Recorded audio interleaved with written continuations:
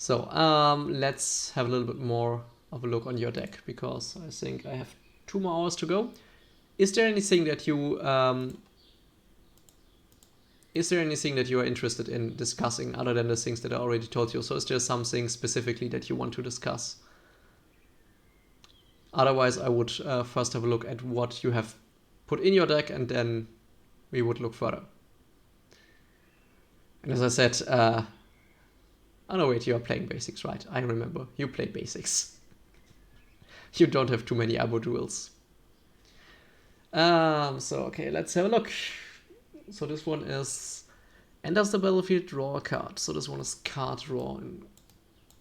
Didn't I just copy the deck?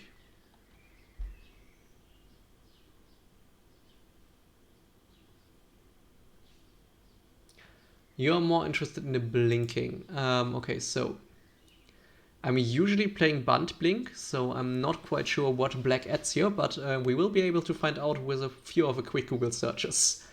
So basically you want to blink. Okay. Okay, so let's see. I want to copy this deck. Yes.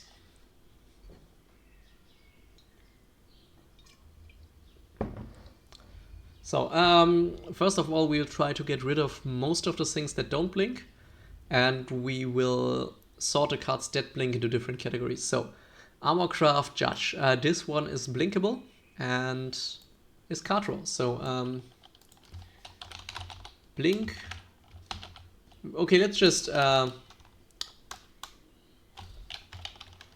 okay, how do we do it? Okay, let's first of all get a bit of sorting in here.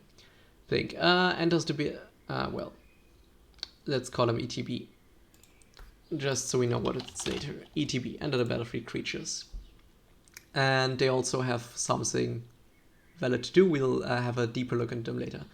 So now, Barrel's Lieutenant, vigilance protection for multicolored, enters the battlefield +1/+1 counter on target creature. So 1/1/1 counter on one target creature.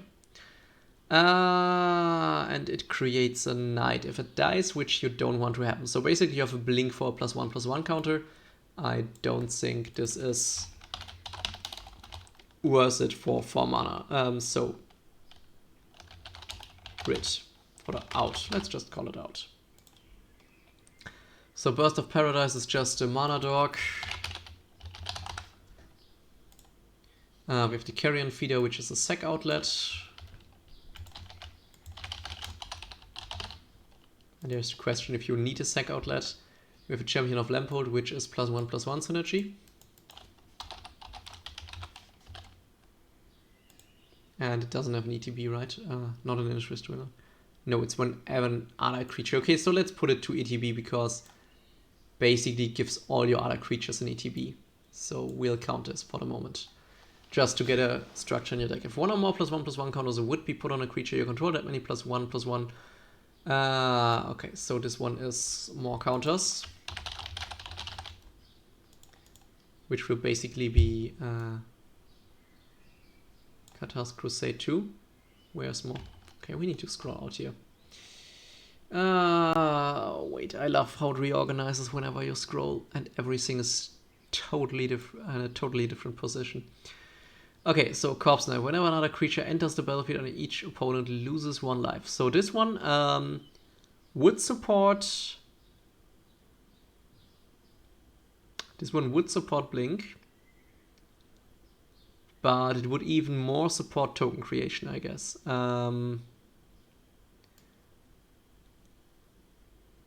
So let's put this to token synergy for the moment. Yeah, okay, let's put this to ETB. It gives everything you have. Okay. Whenever another non-token... Okay, so this one doesn't have anything to do with Blink, so we put her out. She's a great card, but she doesn't fit a Blink theme. Eternal Witness is recursion, and I'm not quite sure whether or not we need recursion at the moment. Recursion, or if we... I mean, yeah, wait. Eternal Witness is the Blink deck, so Eternal Witness stays in. Eternal Witness is...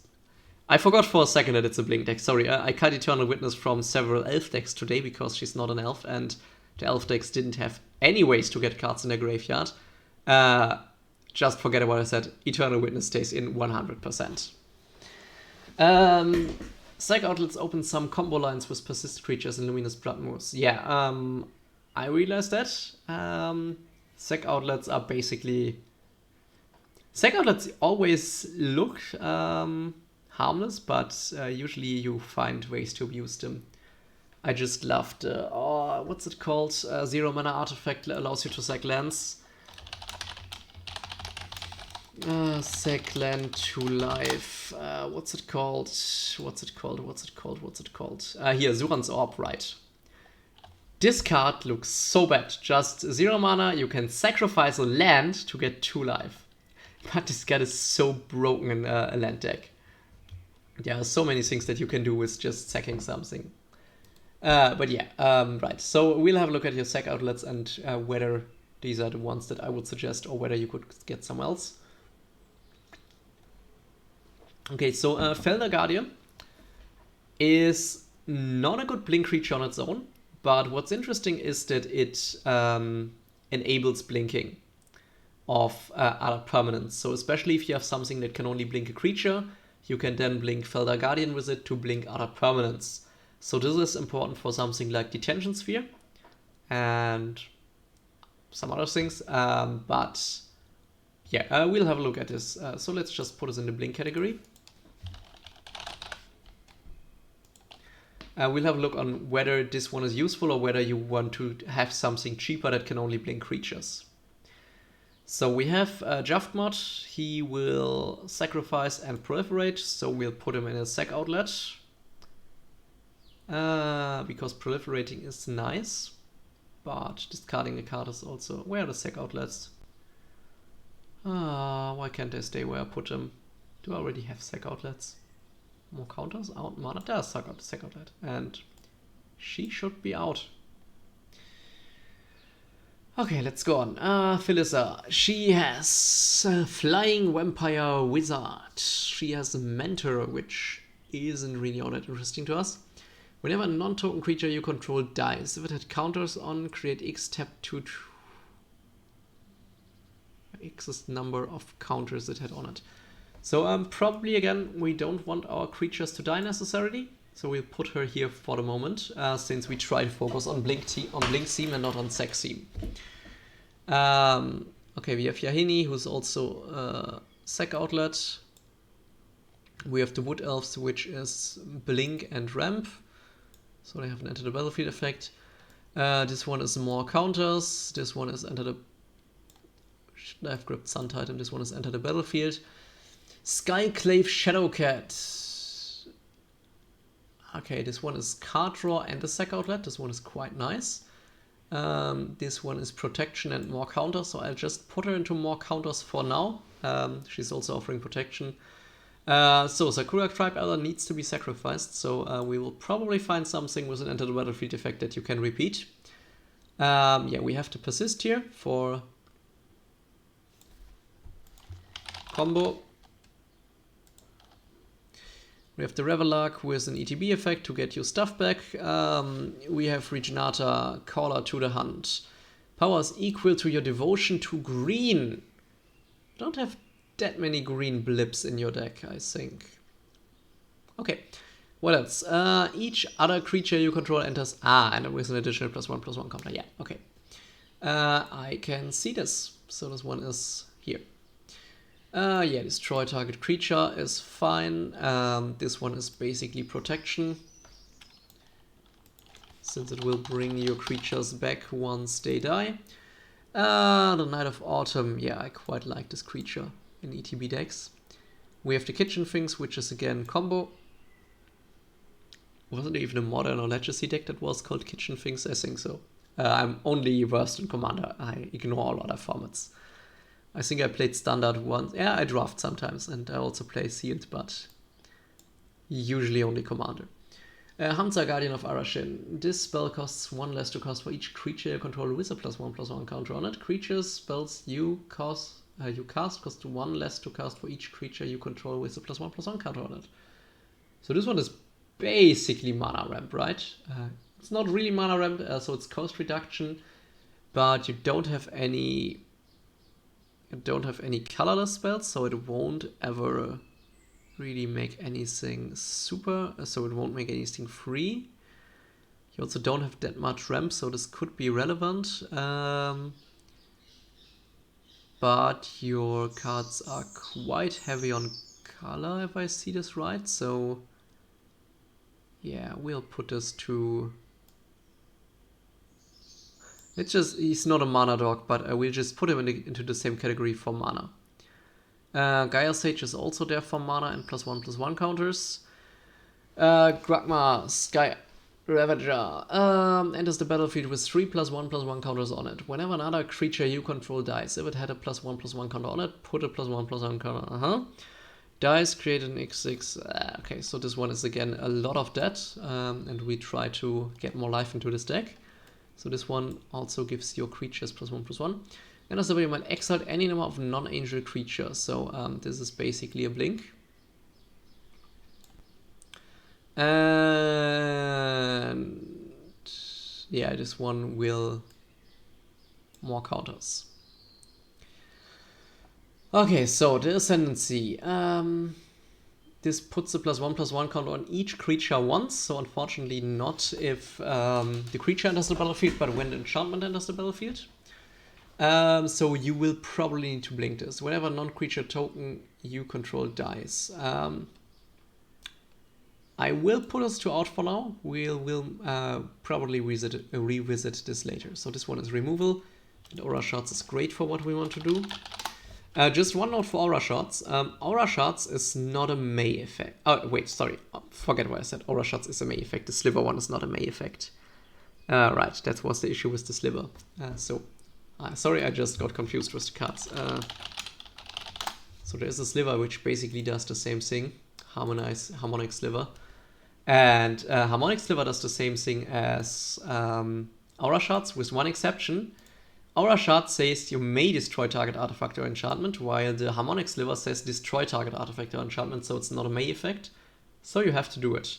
And that's why for my girlfriend's Sliver deck, she usually runs a few indestructible artifacts, so if none other artifacts and enchantments are on the board, she can just target her own indestructible artifacts and she doesn't need to destroy her other mana stones and enchantments and so on. So that's something to keep in mind if you play Slivers, but it's totally not relevant here, so we'll just ignore it. Also, the Sliver is a great card if you play a green-white blink deck, even if you don't play Slivers. Okay, so the Signet will also put us to Mana Dogs. We'll also put a Zoldering here. Yeah, Mana Dogs are not really Mana Dogs. Okay, the Great Hedge will also give you mana, and it will also... Okay, so basically I think the idea of this deck is get a card out that grants stuff +1/+1 counters when they enter the battlefield. Get cards that create tokens when they enter the battlefield. Blink those cards to get huge tokens. So this would be the general concept that I'd aim for this deck if you want to go with the best Sliver commander. First Overlord Queen. I think if you go for strongest, especially if you don't want to combo its Overlord, since Overlord has some combinations. Overlord itself is, first of all, is a tutor, so he can get you any Sliver that you need. And also if you get a Shapeshifter or some other cards that can transform your enemy's creature into Slivers, you can permanently gain control about them. So this is not only tutor, but also a way to steal your enemy's commander. Now the Sliver Queen could be easy with, or could be better with combo, because you could be a turn or two faster to get your combo, since she really easily goes infinite. But again, the Sliver Overlord can just fetch the Queen. And the first Sliver is just the most fun to play, I guess. So it's not the best, but it's the most fun. And it's also the one of the most easy to recover from a board web. So the first Sliver is what my girlfriend plays at the moment. Because yeah, it's just fun to cascade. And it also really escalates quickly if you can't do anything. So I think for most consistent, and if you really want to build the strongest deck, you will probably go with the Overlord. Since it's a toolbox and you really have control over your deck. And if you just want to have fun, just go with first Sliver. And if you want to try to combo as fast as possible, probably go for the queen, but yeah. And just don't never go for the indestructible one. That one is just crap. I would really love if the Legion was legend, but the Legion is not legendary, unfortunately. So let's go on here. Landfall. Whenever land enters the battlefield, choose one. Create a 2/2 white creature token. Now, if you play this one, there's a card, Dryad Arbor. I don't know if it's worth to include it, but basically, I don't know if you know Dryad Arbor. First sliver is the best combo sliver. Okay. If you say so. As I said, I'm not first in the competitive scene. So, I'm ready. Just a side note, Dryad Arbor is a forest that's also a creature. So you can blink it, and you could have used this to a little degree with one card at the moment, which is probably not worth it. So you could use it to invoke landfall. So I just put it to more counters at the moment. So this one is just draw.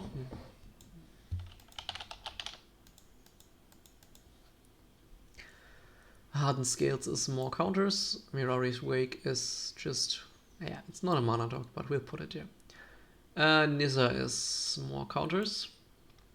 The Ocelot is more counters. The Great Hedge is a mana dog. Oh no, wait, this is also more counters. Panamonicum is just blink synergy. Conjurer's Closet is blink. Blink. And whenever an other under your control, each opponent puts a top card of Visceral.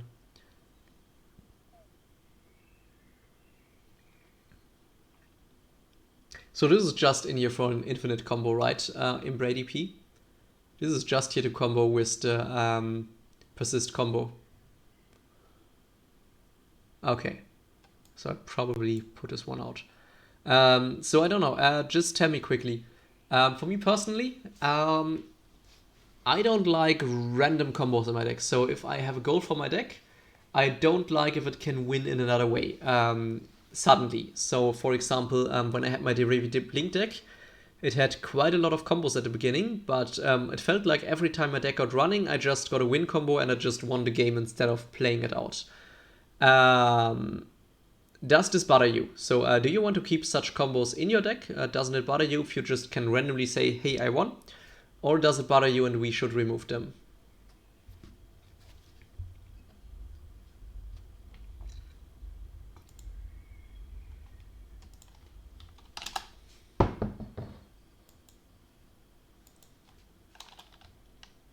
You like random combos, alright. In this case, we'll have a look at whether we leave this in, because we'll have a look at whether we can use, we can make this consistent. Altar MVP? Yeah, Altar of the Brute, yeah. Yeah, in Brago stakes I can imagine. If you get infinite blinks, it's just win.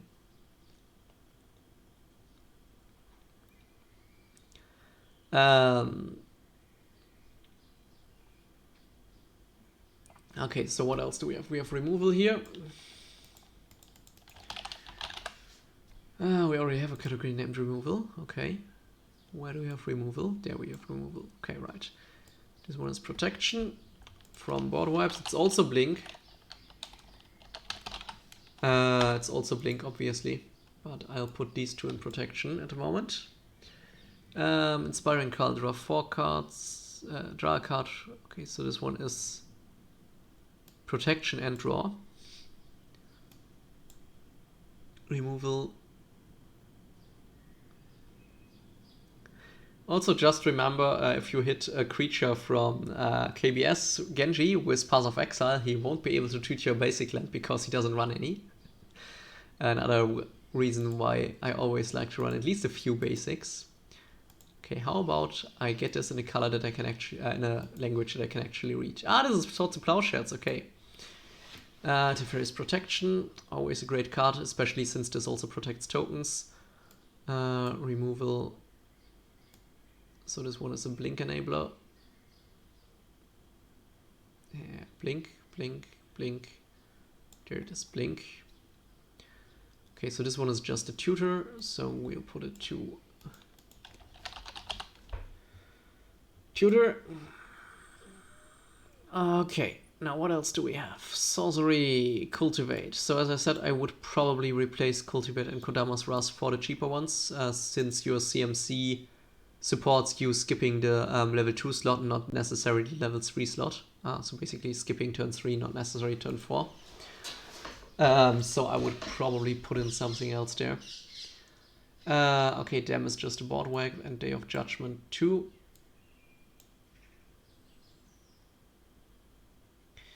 So we have a tutor here. There we have our second tutor. We have the Eerie Ultimatum, which is recursion.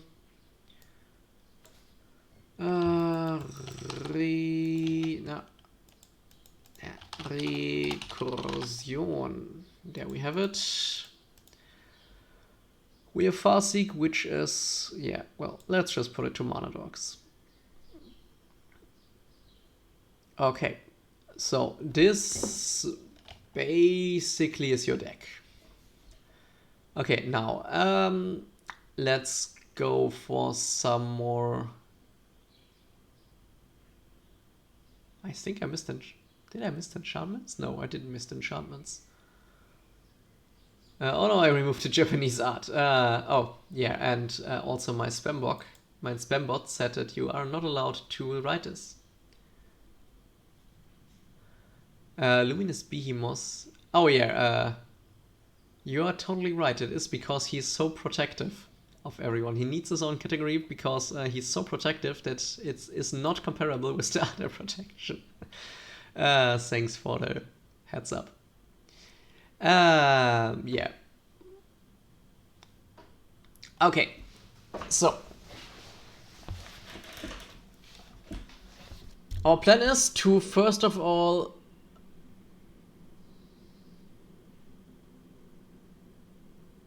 okay, so basically we want to have creatures that have an ETB that grants creatures, and we want so that grants tokens, and we want some things that give +1/+1 counters to tokens that enter the battlefield. So first thing that we want to add is Doubling Season, since this does both of it.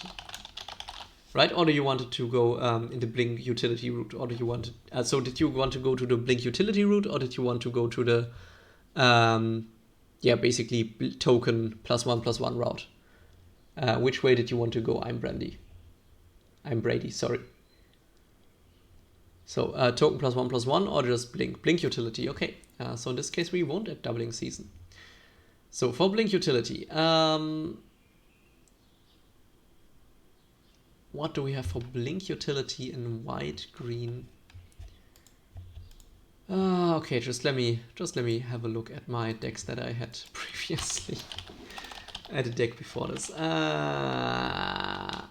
Key deck. So let's just see what confers to your deck. So obviously this is a vastly different deck. So a lot of the stuff that I put in the last deck won't be useful. But at least I have the white. I have the white stuff. Huh. These are not my decks. My decks. So we had copy Brago Flicker, right? Yes. Yes. So, how fast do your games usually end? So, when is the last turn of your game? Just curious. Because this tells me on what I can put into your deck and what not.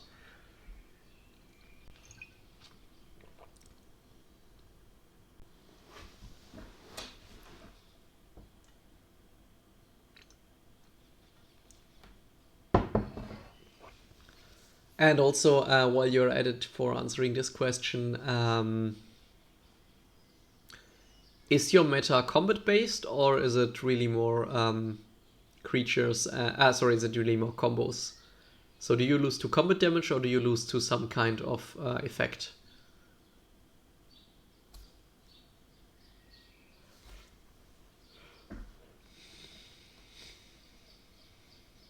Your meta is primarily combat based. Okay, so perfect. If your meta is primarily combat based, I can recommend you one of my favorite blink cards, the Stonehorn Dignitary. When it enters the battlefield, target opponent skips their next combat phase. If you manage to repeatedly blink him, for example with Eldrazi Displacer, another of my favorite blink cards, basically you can deny your opponent's combat until they get rid of the Dignitary. So, since we want to go down the utility route, we will try to remove the more counters. This one is... no, we won't use this one. We will remove this one, this one, this one, this one, this one, and this one. We will also remove Katarek Crusade. We will also remove this one, and we will also remove... wait, what is this? You control leaves the battlefield. Okay, no. Let me not get rid of every of those. We will probably want to keep this one. The Great Hedge. Probably if we manage to play it, it's not quite... okay, why is it in draw? I wanted to put it... where's out? There's out. Okay, so we want this one out. We want this one out. We want this one out. If one of more creatures would be placed... okay, we want this one out because we only care that each of our creatures has one counter, right? We don't need multiple counters. We also probably don't need this one, and we won't need... wait, what? Yeah, wait, this was landfall. Yeah, okay, this one is fine. If one or more... okay, so this one is again just more counters. Oh, crap, now I put it... I'm getting tired. I can see this. I just put some on in the lens, but I don't know who I put into the lens. Here it is. Out. Katarek Crusade, out. And Armorcraft Judge, out too. Okay, so these are all fine, the removals. They are just perfect. Eerie Interlude is still fine. Ghost to Inspiring Call is still fine since it... yeah, okay, we still want counters, so we still want to utilize the commander, obviously. So Conjurer's Closet is a blink effect, blink effect, blink effect, fine. We also want sack outlets, because we will use sack as an alternative way to blink our creatures, I think, because we are missing a lot of the great blink cards with blue. So I hope you are fine with basically blinking creatures to your graveyard once in a while. We'll at least try to do this. So basically sack them, get them back. But yeah, we'll have a look at this. So we will keep your persist combo in for now.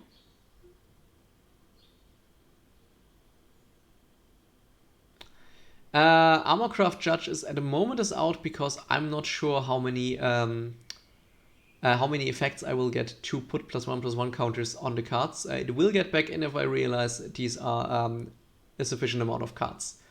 So this is the thing that I'm currently searching for. What ways do I have to put +1/+1 counters on cards that enter the battlefield? And the first one is the Great Hedge. So this one is +1/+1 because this synergizes with your commander. And we can also put the Armorcraft Judge in there if you want to, because it basically is only working with this category. So basically this is the category that will synchronize with your commander. And whenever a creature enters the battlefield, we want to put a +1/+1 counter on it. So we can also move the Ocelot in there. This one also gives all your creature that enter a +1/+1 counter. This one only gives it to itself, so no one there. This one gives a +1/+1 counter to everything. This one gives a +1/+1 counter to everything. This one doesn't.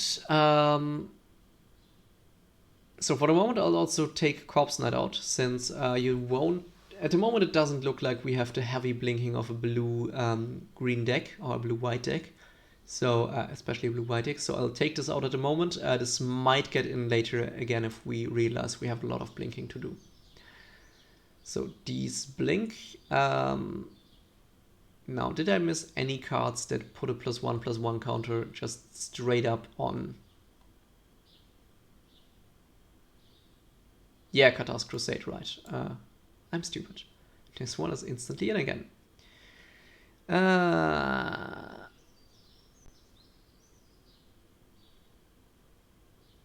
Okay, it's also infinite combo. Okay, just let him put a combo.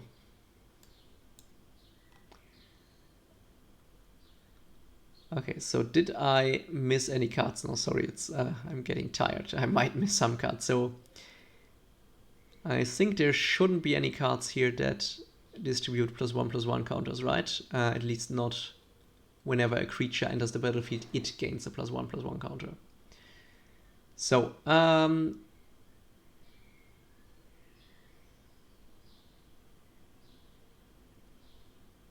yes, I believe I got them all. Okay.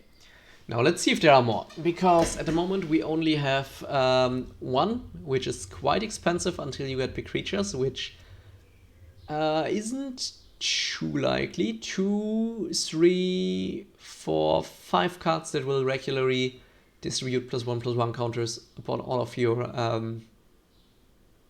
creatures, and you don't run any tutors at the moment. Okay, yeah, well, you run one tutor that can search for the stuff. Wait, Aradami's Call can also at least search for Rignetter. So let's call it, you have 7 sources. What is this one? Demigod, okay. Now let's see if we find similar effects on EDH Rec that I didn't think about. Good Fortune Unicorn. Good Fortune Unicorn. Maybe there are similar cards that we can use to bolster this.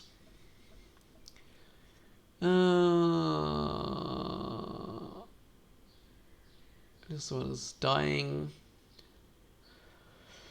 Exile another target creature. Oh.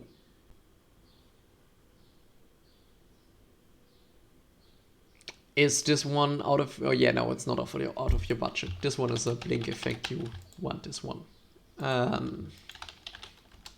Emryo the Blessed. So this one is a blink enabler. And we also get in an Eldrazi. Should I put them into the categories or should I put them in a separate add category? What would you prefer? We'll also get it in Eldrazi Displacer here. Categories as I'm putting them now are fine, okay. So Eldrazi Displacer, as I said, will probably need some working on your mana base, since we will need some more colorless sources.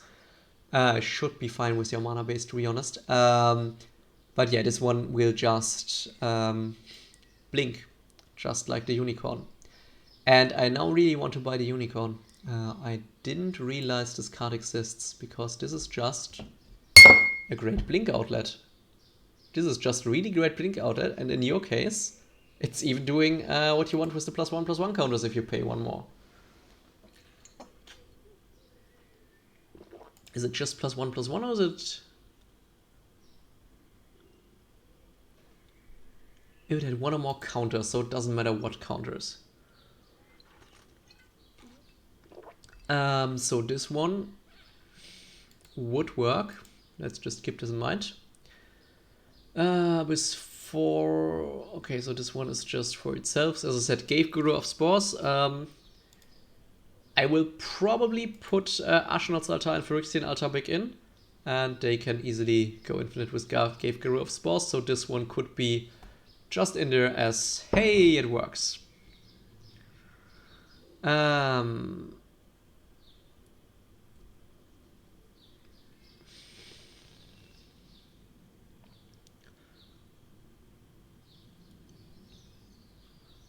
So let's have a look here. New cards.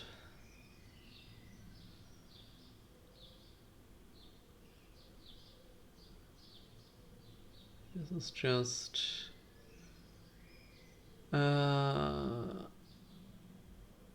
Yeah, okay, this could give your creatures Outlast, but you probably don't want to outlast your creatures, since that taps them and it's slow and meh.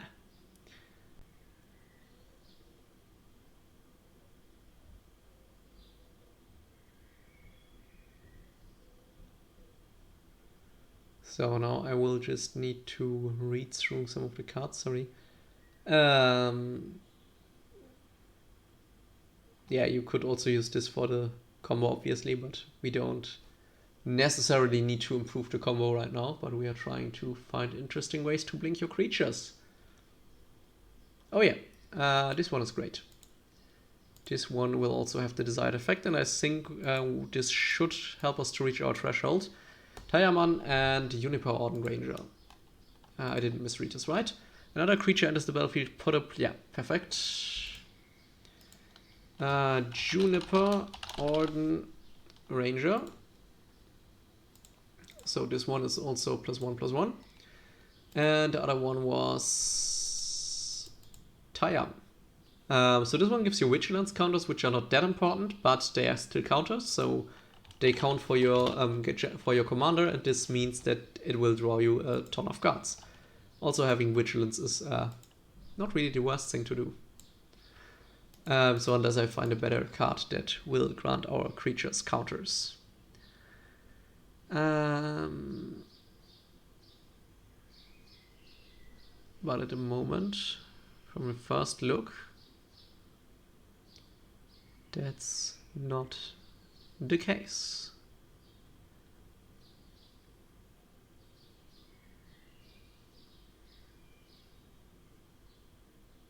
I mean, you could go for Loyal Guardian, which would allow you to do it once a turn. But yeah, once a turn is probably still fine. So if you find yourself lacking for counters when you test this deck, probably try Loyal Guardian. Or maybe the Dean of... Put +1/+1 card on each creature that entered the battlefield under your control this turn. On each... and another Ambrose... So yeah, these could both be interesting. I think we should at this one, because either you're blinking your creatures, in this case you can put a +1/+1 counter on them with it, and it's just 2, so it's quite cheap. Or you could even use it as removal, or you could use it as a board wipe insurance, so if you have a lot of creatures with +1/+1 counters and they die, you not only get a card from your commander, but also from Ambrose, so it could be... I think I quite like this card in this deck. Okay, so let's add this, and that should be it. Okay, so this should be enough for the +1/+1. Now let's create a new category. This would be +1/+1 synergy.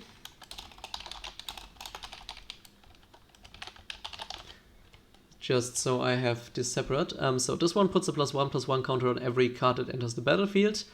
This one puts vigilance counter on every card that enters the battlefield. This one puts a +1/+1 counter on every card that enters the battlefield if you tap it, so only once.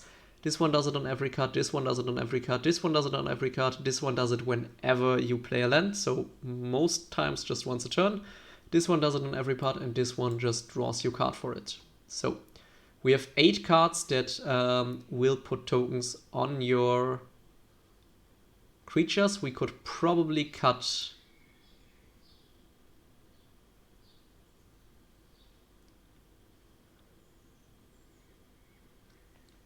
We could probably cut Taiman, but for the moment we'll let him in. Because he can also act as a recursion piece for some critical things like Kitchen Things or Corpse Knight or... what else can he fetch?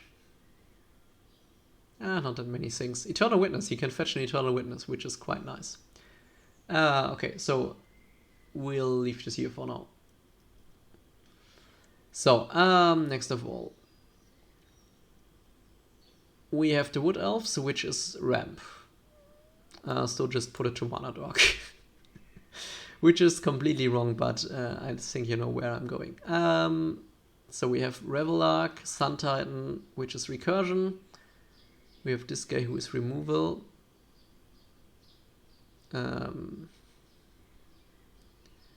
This one is also removal. Karmic Guide again is recursion, and this one is also recursion.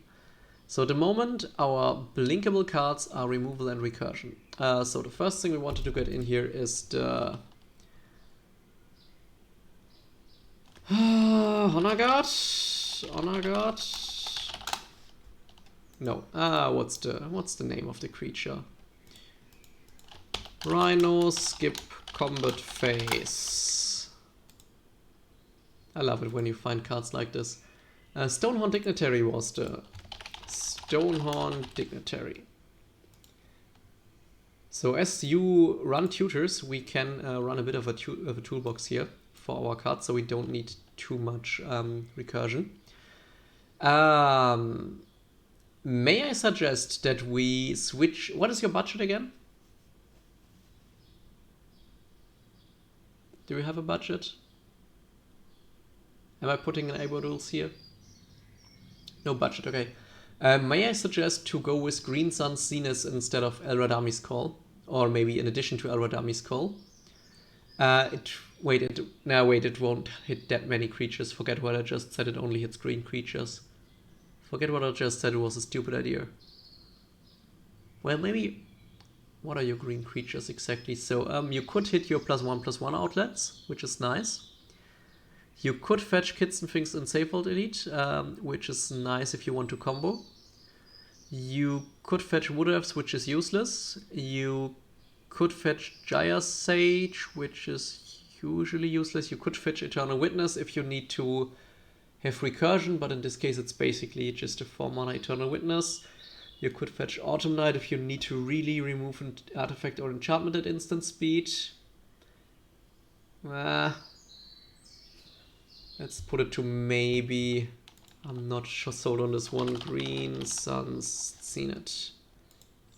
So basically it's just an instant that for 1 green and X, and it will search for a green creature card from your library and put it onto the battlefield. But yeah, you don't have that many interesting green cards at the moment, so we just put it to maybe. So at the moment it can get removal, it can get mana ramp, it can get part of your combo, which probably, yeah, we'll have a look. Okay. Now, first of all, the most interesting thing for me is to go to black enter the battlefield cards, since I didn't really build any black blink decks so far. So let's see what we'll find here. What interesting cards does it have in mind for us? Oh yeah, here are your commanders.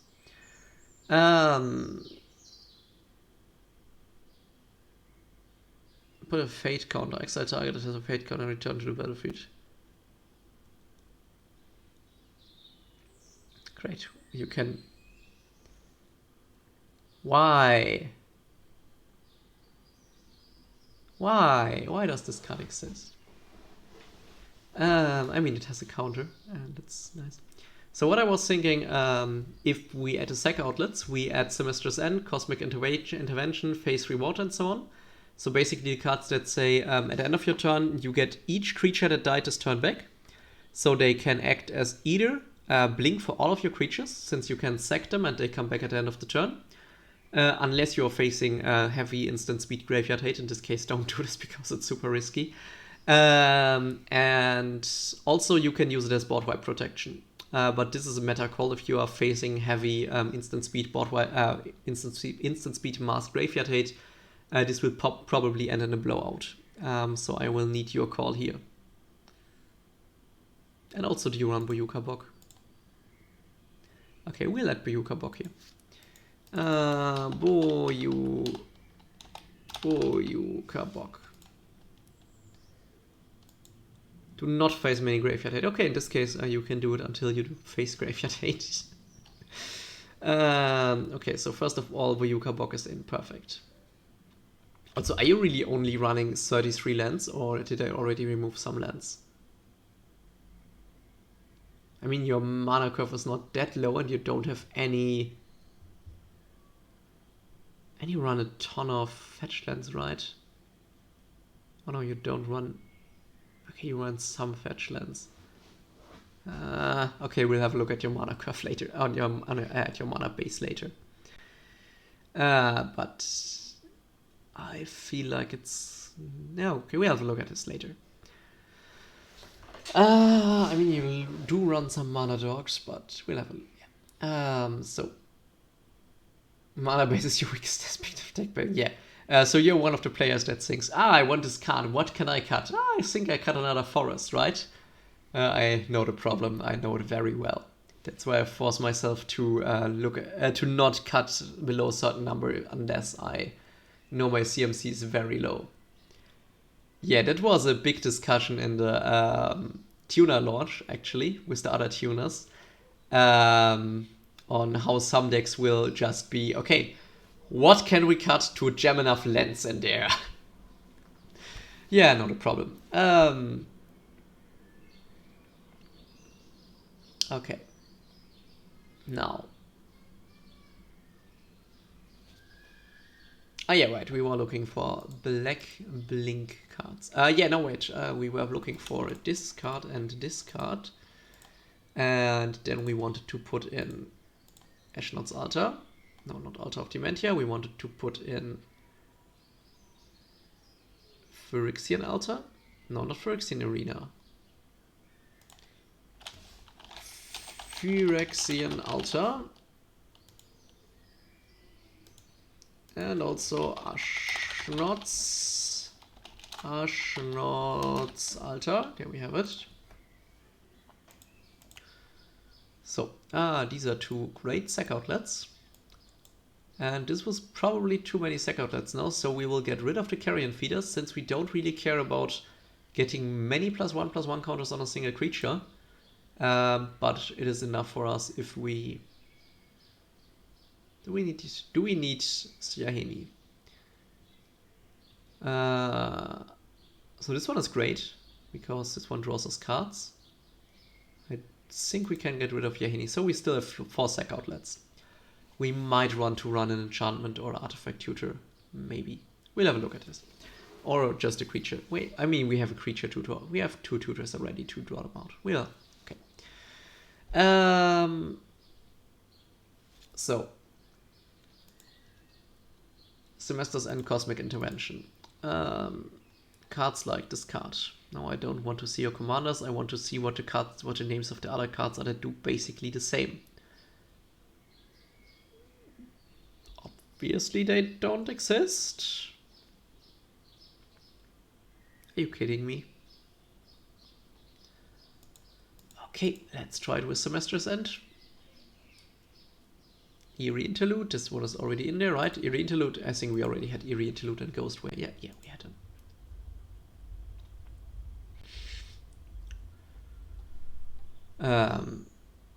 Are they serious?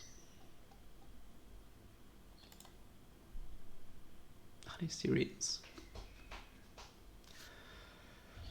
Okay, face reward.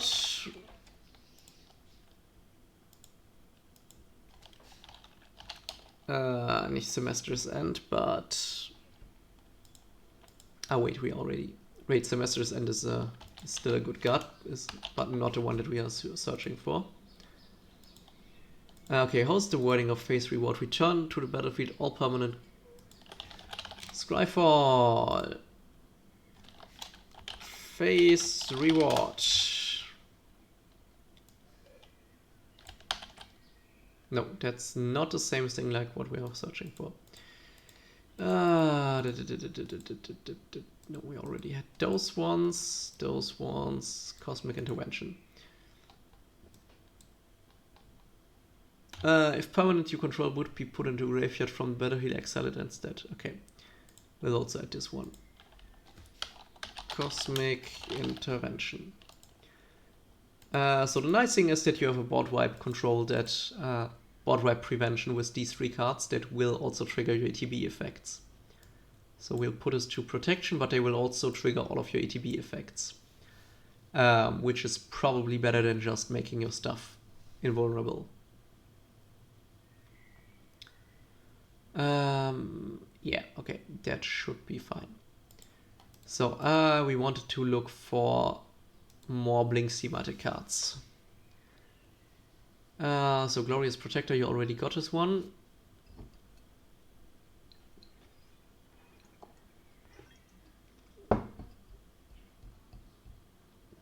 I mean, Nikara's Blood Mage would be nice Graveyard Hate, but since you're not even running Boyuka Bok, I somehow doubt that you need Graveyard Hate. Noxious Gearhulk would be a nice removal piece, but maybe it's too slow. Solar does blue in it. We could go for some of the instant spells to blink your creatures, your stuff. I mean, we could also go for Scryfall.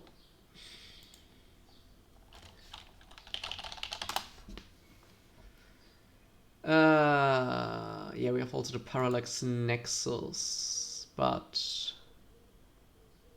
I mean, we want the Parallax Wave in it for sure, because you can either use it to blink your own creatures or you can use it to exile your opponent's creatures. But a Parallax Nexus is probably not going to make it. Yeah. Nah, it's probably... We probably... No, that's not fitting the deck, but we want a Parallax Wave. So I guess you will still remember everything I said about this card, how to use it, when to use it, where to use it, and so on. So this one is mainly a Blink Enabler here. But for example, if you just exile the Felidar Guardian with the Parallax Wave, you can almost... Wait, can you infinite combo it? You target Parallax... So you have Parallax Wave in play. You use Parallax Wave to target your Felidar Guardian. No, wait. You play your Felidar Guardian, you target Parallax Wave, while this is on the stack, you Parallax Wave your Felidar Guardian leaves the battlefield, Felidar Guardian trigger resolves, Parallax Wave leaves the battlefield, then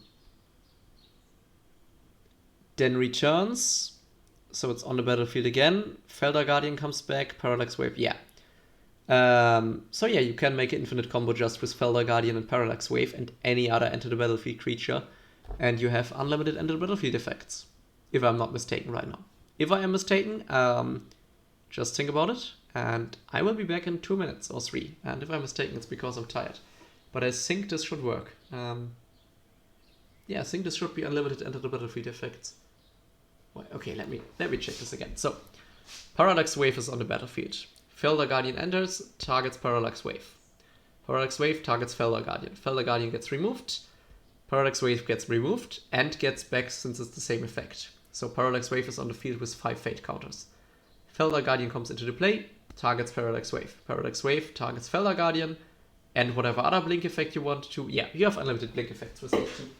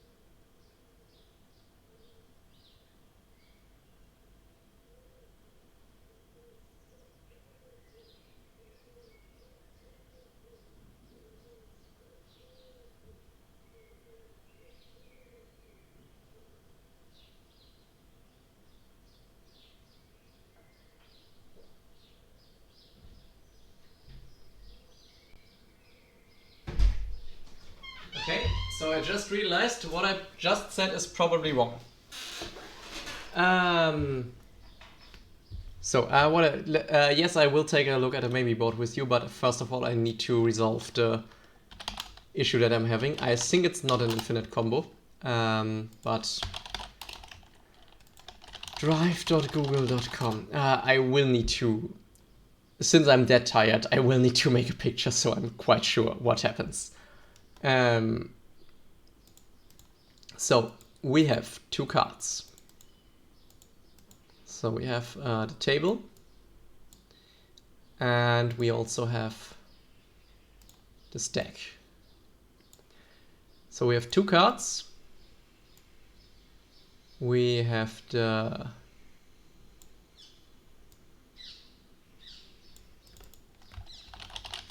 Felder Guardian, and we have the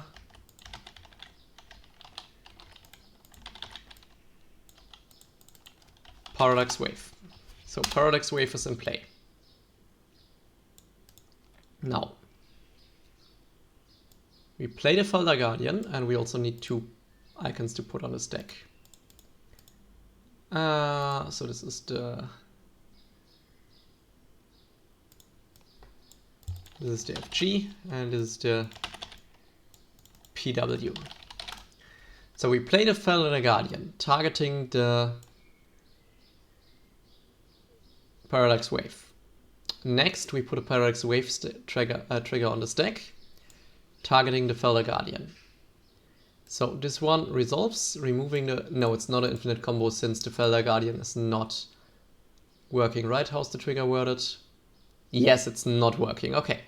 Forget it, it's not an infinite combo in itself. You will need another piece to make it work. Okay, so yeah. I was just mistaken because I thought the trigger worked in a different way, but it doesn't. No two-card combo for you. But a three-card combo.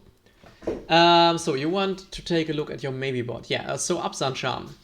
Exile target creature with power 3 or greater. You draw 2 cards, then lose distribute 2+1/+1 counters.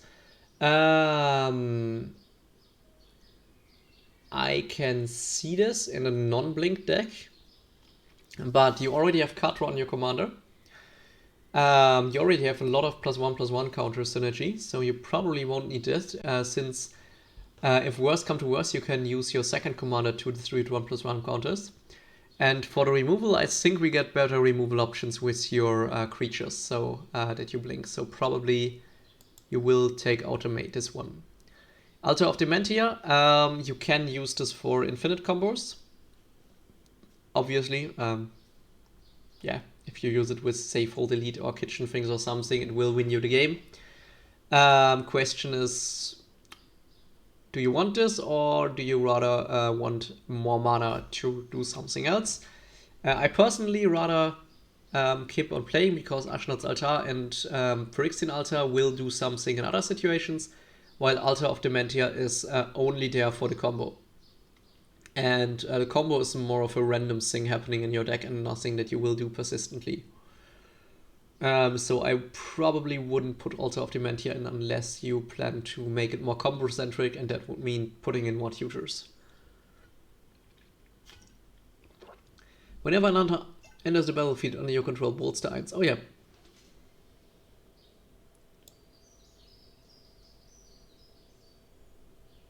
This one could go right to the +1/+1s. This one is fine.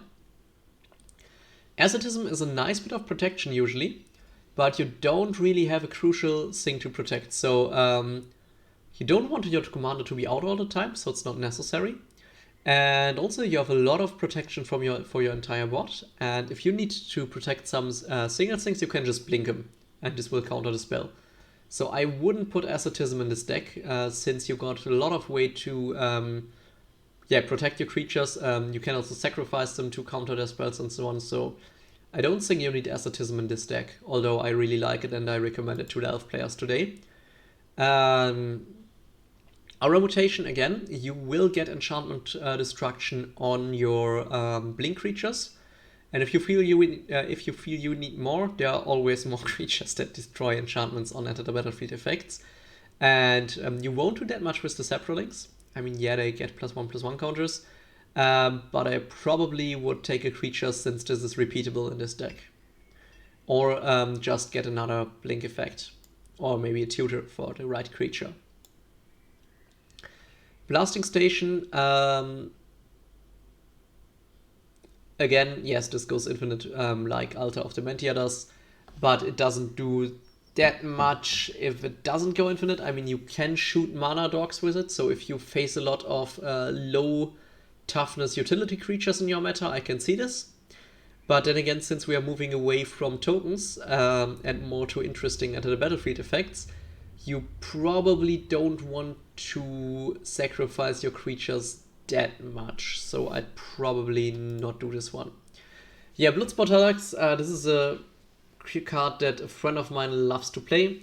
Yeah, basically you can put this in the +1/+1 category if you want if you need more effects there. It does the perfect thing for this.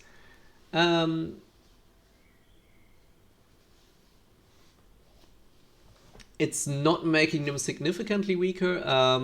We can look on what we would add for the combos. I mean, the persist creatures are basically... So I would keep the sack outlets anyway. So these 4 sack outlets I would keep anyways, I think, with the deck. I would maybe debate Yavgmoth, but again, he's great card draw. Yeah, no, I would keep these 4 sack outlets. And I would also keep, since this is what you want to do, and this is what your commander wants to do, I would also keep the +1/+1 cards that just give entering creatures +1/+1. So your persist creatures should stay in because basically you have got unlimited sack outlets with that. The question is, do the sack outlets do something outside of these creatures? So for Yavgmoth, he can always draw you cards. So you face a board wipe, draw cards. You really need some piece of interaction to deal with an enemy, draw cards. You're facing a board wipe and really need cards to counteract it, draw cards. So this one is perfect. He can also proliferate, which can help you in some cases. For example, you can proliferate a Parallax Wave. And obviously also your creatures, which can be quite scary if you have a lot of creatures with +1/+1 counters. Now, Sky Slave Shadowcat isn't that great of a sack outlet since it's not free, but you need to pay mana. But then again, first of all, it puts a +1/+1 counter on itself, which is quite useless. But whenever a creature you control with a +1/+1 counter on it dies, draw a card. This is a great board wipe protection. So this is an okay sack outlet with a great board wipe protection. And then you have Phyrexian Altar and Ashnod's Altar, and all I can say about them is you realize how broken they are when you play them. They are it's just good to be able to get your creature in your graveyard whenever you want, and also to get mana for them. Now this would be even better usually if you had a lot of tokens that you could sacrifice. But even here you can do some endless combos, and you can also just sometimes sacrifice your creatures to get them rid from a board wipe, or you can also combo them with the return your creatures from the graveyard cards, like Cosmic Intervention and Eerie Interlude. Face Reward. And this will allow you to basically abuse these sack outlets as enter the battlefield triggers. So I would leave the persist cards in here, these for sure, because they just work with the sack outlets and you can tutor them up quite easily. Since, yeah, basically every tutor you run will fetch these persist cards. Also, they are nice for you to get some defense.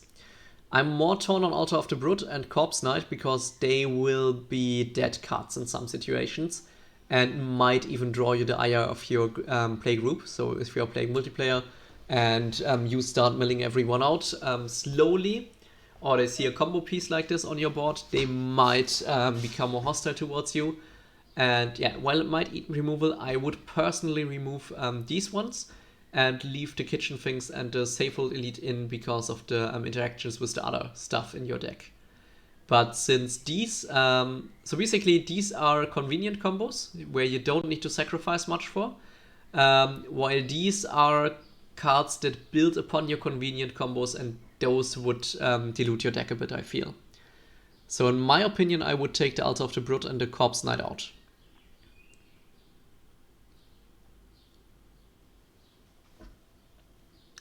So let's just try. I'll just try to take him out and we'll have a look at it. So, branching evolution. So we basically don't need more than 1/1 counter, so that's fine. Charming Prince is... Give me a second. Hallo Süße. Was kann ich für dich tun?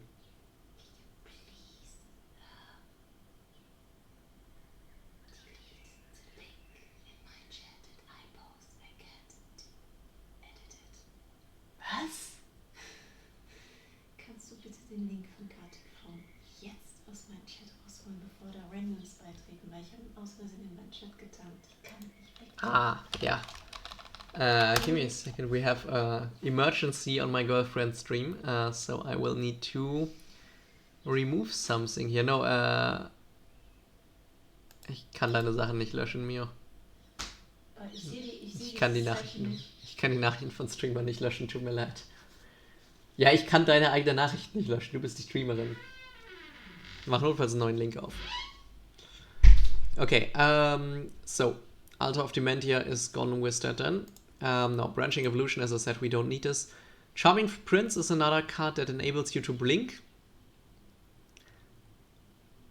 I'm not sure if it's worth it. So, the creature itself is a 2/2 that blinks another creature. So it's already not giving you more utility than you already had when you blinked him. It is nice for your mass blink spells, so especially for Ghostway and Eerie Interlude, because basically you can blink him and then he can blink another creature. But other than that, he doesn't have flash.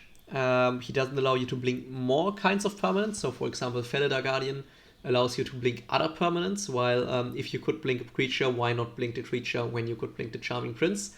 So we'll have to see if we are in dire need of more blink outlets.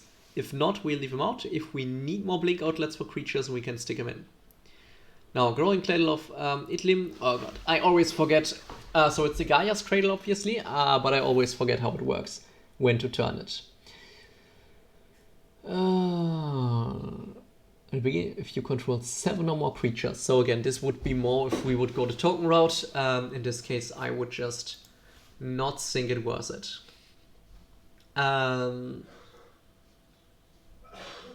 Yeah, this one would be great for the token route. So if you would go for the tokens, you could blink this one and then have these +1/+1 synergies and probably do it. But in this case, it won't help our game plan.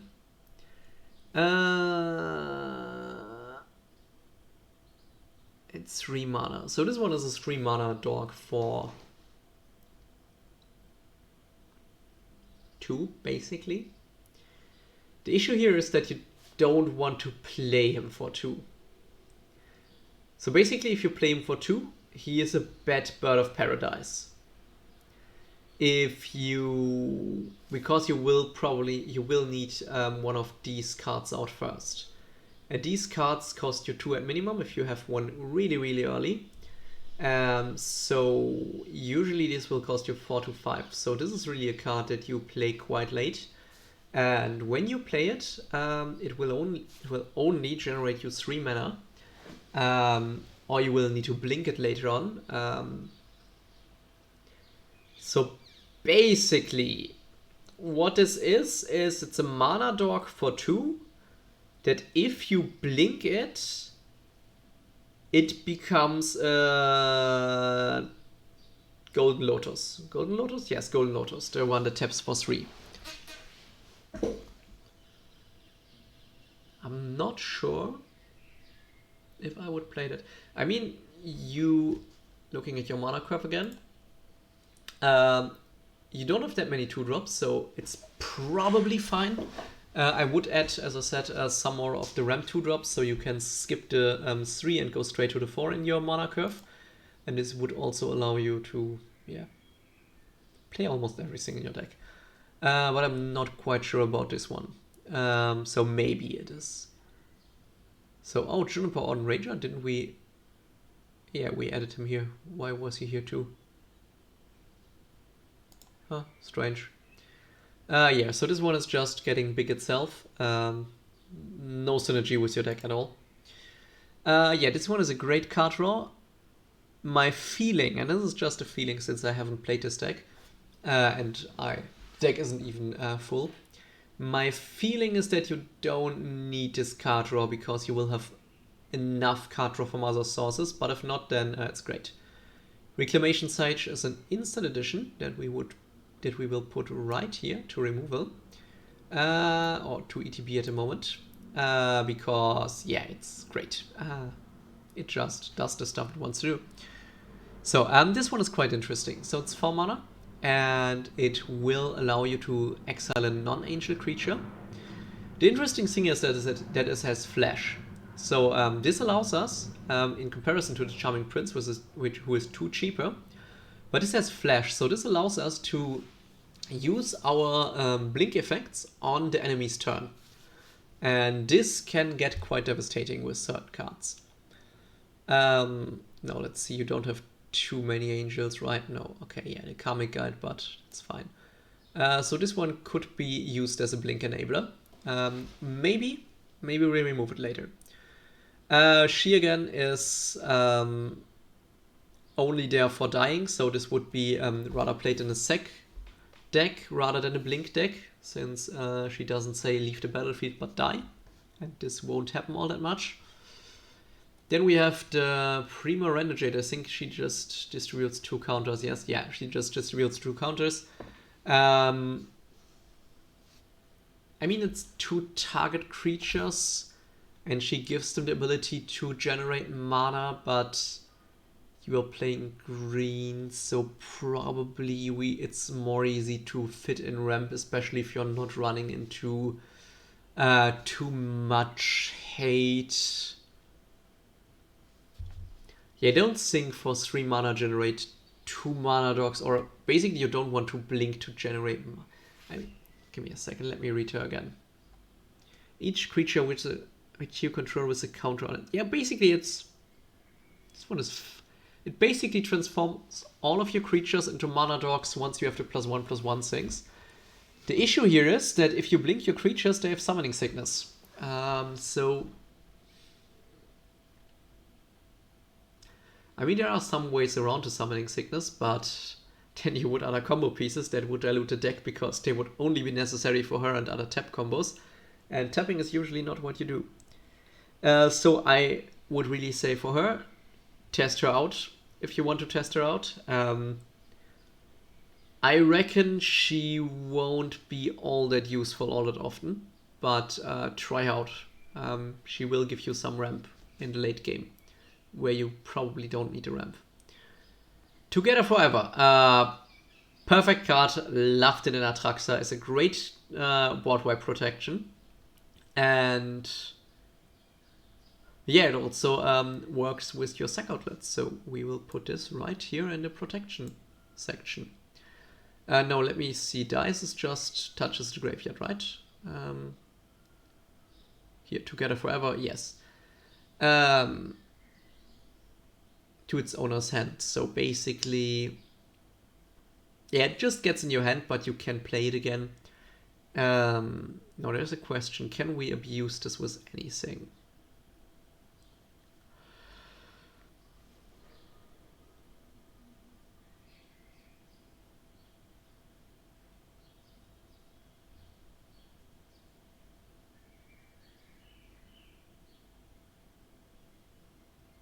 Okay, so at this very moment, I don't see how to really abuse this card with our current card selection. But it's strong, so you can protect your own creatures. If worst comes to worst, you could even sacrifice the creature with Ashnod's Altar. So if you have the mana, you could target a creature, sacrifice a creature, and then you would need a 1 mana colorless creature to replay the creature, so this probably wouldn't work. But it's a nice idea. Now, if you had a 1-mana colored creature, like Birds of Paradise, it wouldn't help us at all, unfortunately. Yeah. No. No. But again, this is a nice way to do something. Like, let's say your opponent plays exile all creatures. So you could just sack, you have 3 creatures, you have no mana, you could just sack 1 creature into Ashnod's Altar, it goes into your graveyard. Then you play Together Forever on the other 2 creatures, and then you sacrifice them. You still have some mana left over if you want to do any shenanigans. And you got your creatures back in your hand, at least 2 of them. And this probably leaves you better off than any of your opponents who now have their creatures in exile. So yeah, I like Together Forever quite a lot. I also played it at my Atraxa. Now, how many cards do we have at the moment? 115. Okay, so we don't have enough cards at the moment. Okay, so these I would leave in the maybe board. Now, did you want to know anything else about my swords to your maybe board? I mean, I can also already give you the swords to your mana base, and this is that we will do this. Oh no, we won't do this. We will do Cabal Coffers, obviously. We will do this. And we will also add a Bayuka. Yeah, okay, we added a Bayuka block. Okay. Okay, so let's see. We have 5 cards on the maybe board. We have 1 card on the maybe board, which I now see a bit stronger, I have to say. With the, I think we will add this ultimately, and we have 15 cards in the outboard. So basically, we have 20 cards that we won't play, and we have 2 commanders. So we have only, yeah, okay. So we have.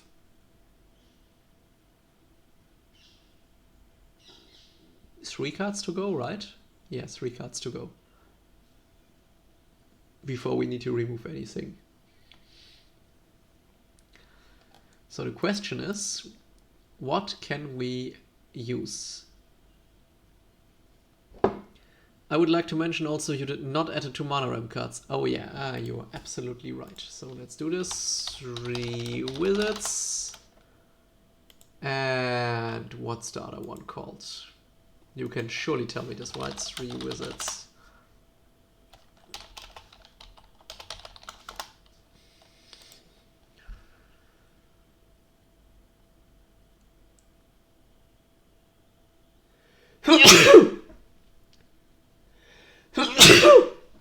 Ah, damn it. Nature's Law. Thank you. Nature's Law. Okay, so now we have the basics. Why have the cards not added? Where are the sorcery, Nature's Law, and 3 wizards? So we just put them here.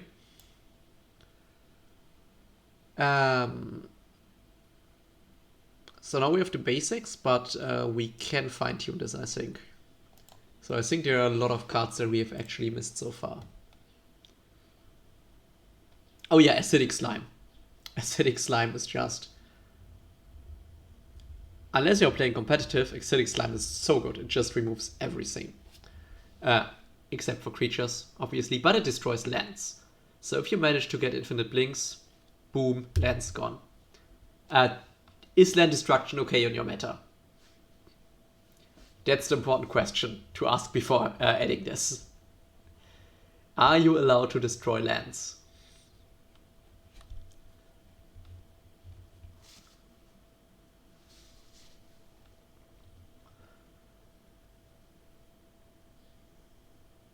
Oh, that's good to know. You're allowed to. So in this case, just use the Acidic Slime. It gets rid of everything and it has Death Touch, so it's a decent protection. We will remove cards later.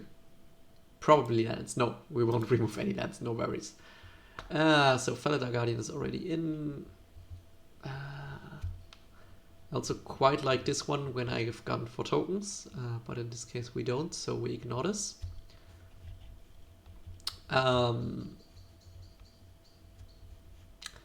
Gonti can be funny if you face a lot of top deck tutors. So basically what you do is you keep one instant blink effect open. If someone tutors something to the top of his deck, you use Gonti and you can get the card he just tutored for. Yeah, Wall of Omens is great. But well, I don't have that many repeatable blink effects, right? So maybe not Wall of Omens, but we need some things that are more impactful.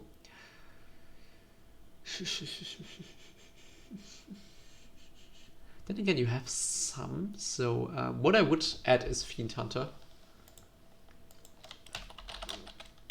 Since you said it is combat based and Fiend Hunter gets rid of creatures, and if you can blink him instantly, for good.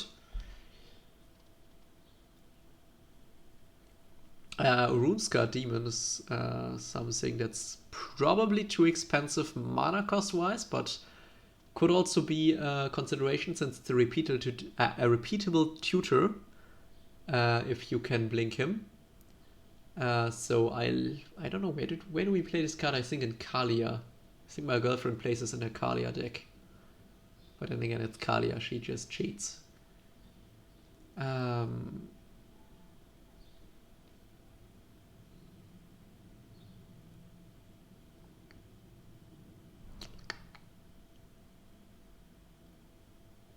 This one again destroys something that's not a land. That's nice. Duplicate just exiles a creature.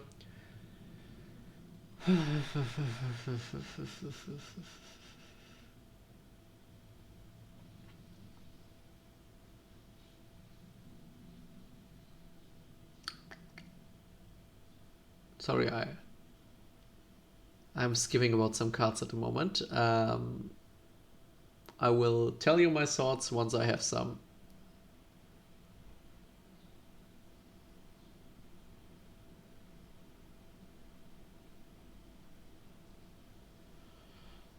There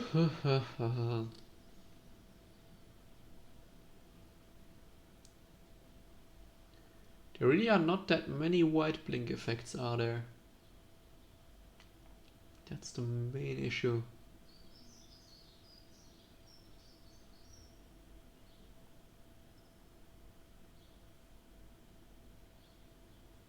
I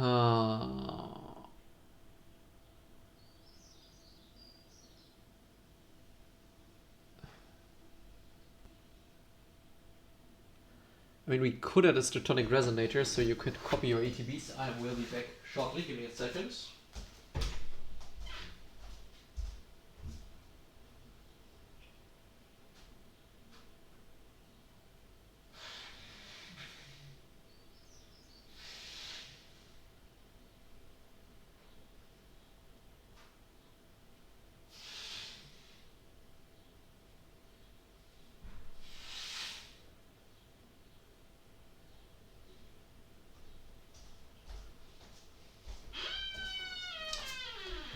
Damn trees and flowers making me sick.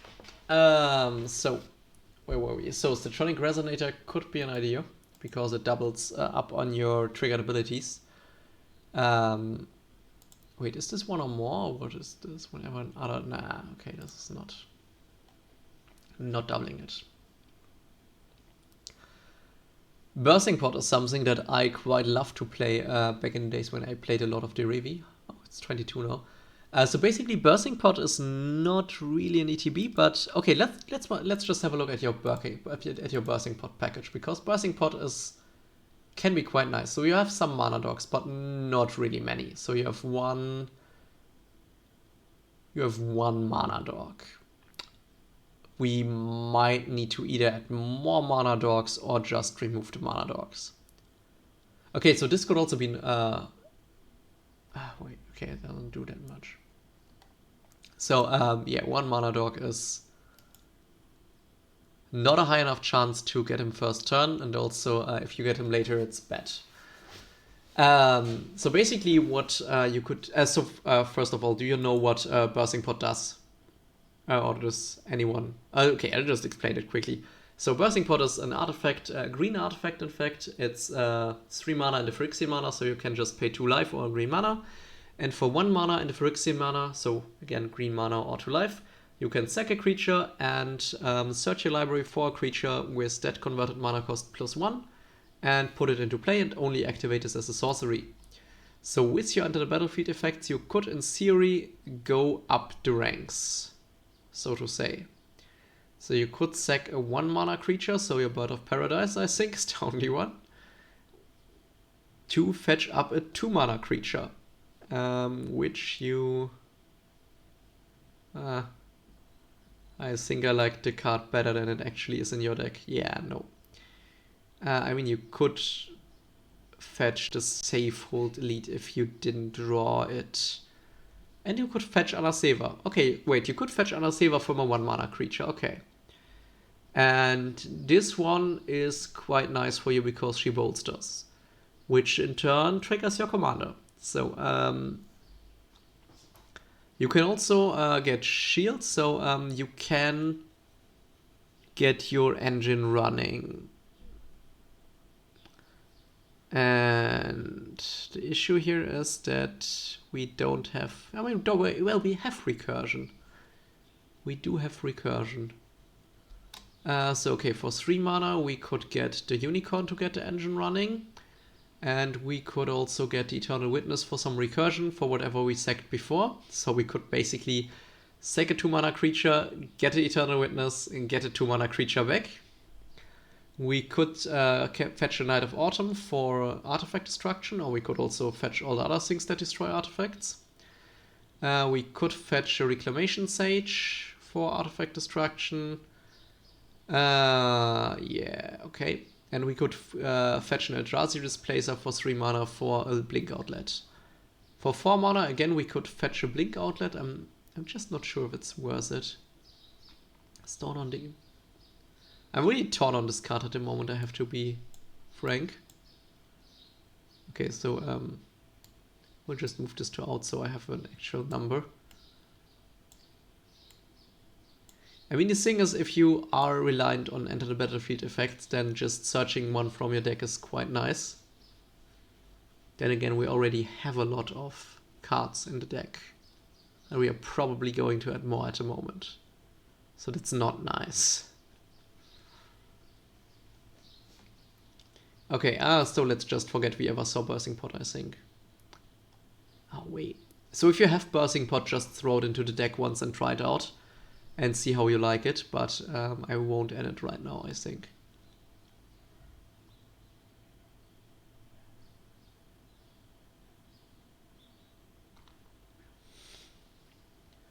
Because I really can't say how it fares in the deck. So in my Derevi Blink deck, it was great.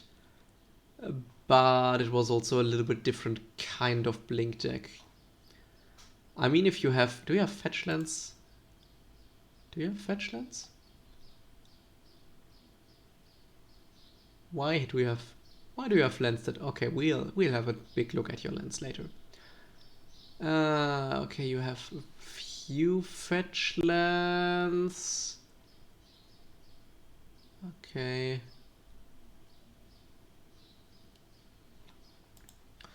Okay, so you have a few fetch lands. So I'm thinking whether or not Sylvan Library is good for you, but... That's such a card that's always good, but it's always hard to find place in a deck if you don't want to cut lands.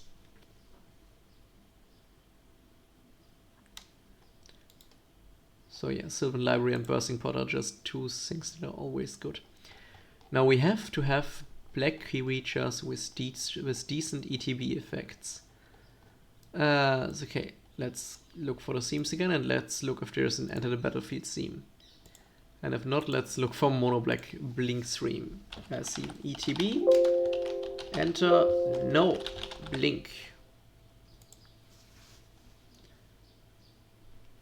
Now let's see if we missed any important cards first. By looking at your...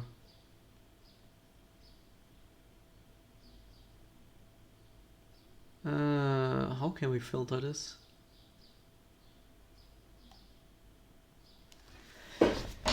Is there a way to filter this?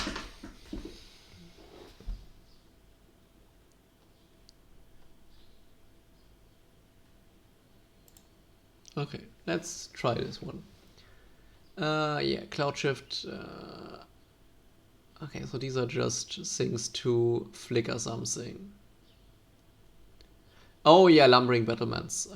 This one is nice. What did I found where? You were looking for more 1 CMC instant blinks, right? I found one so far, cloud shift. The rest I find white are 2 mana. Yes, that's right. And I also have the evaporate. Question is, are they worth it? That's always the question with the 1 mana blinks, or the just 1-time blinks. So we have the lumbering battlement. This is quite nice. When it enters the battlefield, exile any number of other non-token creature you control until it leaves the battlefield. So basically, if you can blink this, this blinks all your other creatures. And it's also huge. I totally forgot about this card. And yeah, they're also playing the combo, as you can see.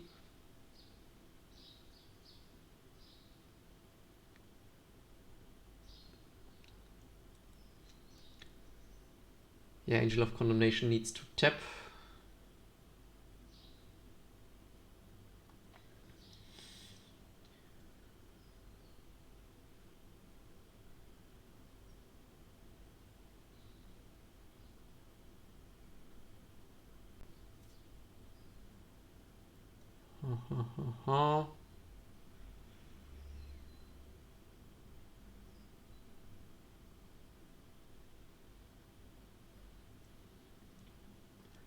You don't have enough devotion to black to make this one work. Angel of the Serenity. Oh yeah, Puppeteer Clique, right? What was this? When enters the battlefield, put target creature card from opponent's graveyard. I mean, Puppeteer Clique could be interesting since it's basically also graveyard hate. I mean, for Phyrexian, no, you lose too much life if you use this one repeatedly. Woodfall Primus is a nice Woodfall Primus is something that I would really recommend you to try out. I love this one in my Marin deck. So it has Persist, so it also already combos with your other cards, and whenever it enters the battlefield, destroy target non-creature permanent. So this is a land, and that means if you have a sack outlet and you have your default +1/+1 outlets, you can land wipe your opponents. So I think we let this, right? And not only when land wipe, you can destroy everything that's not a creature. So they can have creatures and nothing else.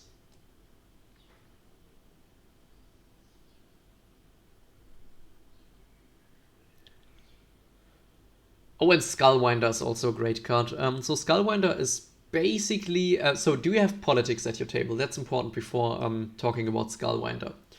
Because Skullwinder is basically an Eternal Witness, but you're not the only one who gets something out of it, but also an opponent gets something. So usually this would be bad, since your opponent is probably against you. But on a multiplayer table, this can work wonders. So for example, one player has a problematic permanent that you really need to get rid of. So you can use your Skullwinder to make some politics happen and ask someone whether they can actually handle whatever creature they put on, or whatever permanent is bothering you. They will get back their card and they will spend their mana, so their resources, to deal with your issue.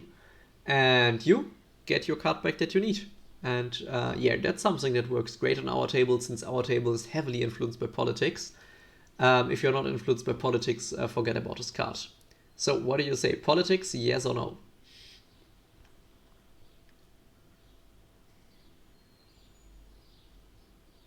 And also Timo Sabertooth is basically a very expensive blink option.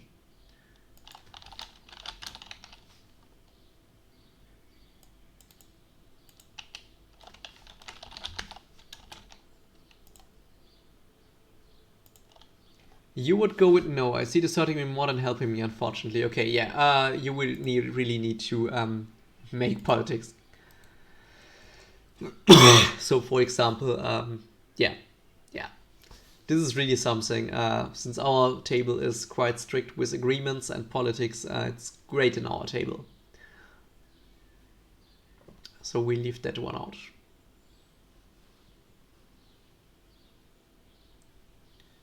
Oh yeah, Mimic Vet is also a fun card for Enter the Battlefield decks. Also a bit of graveyard hate for your opponents.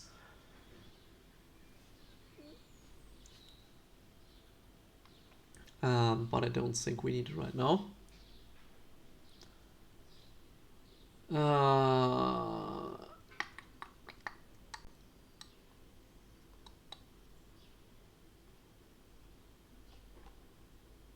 Okay, Path of Discovery would be the last card that I'm willing to add, and then we need to cut. Wait, then we need to look at the green and white creatures first that can blink.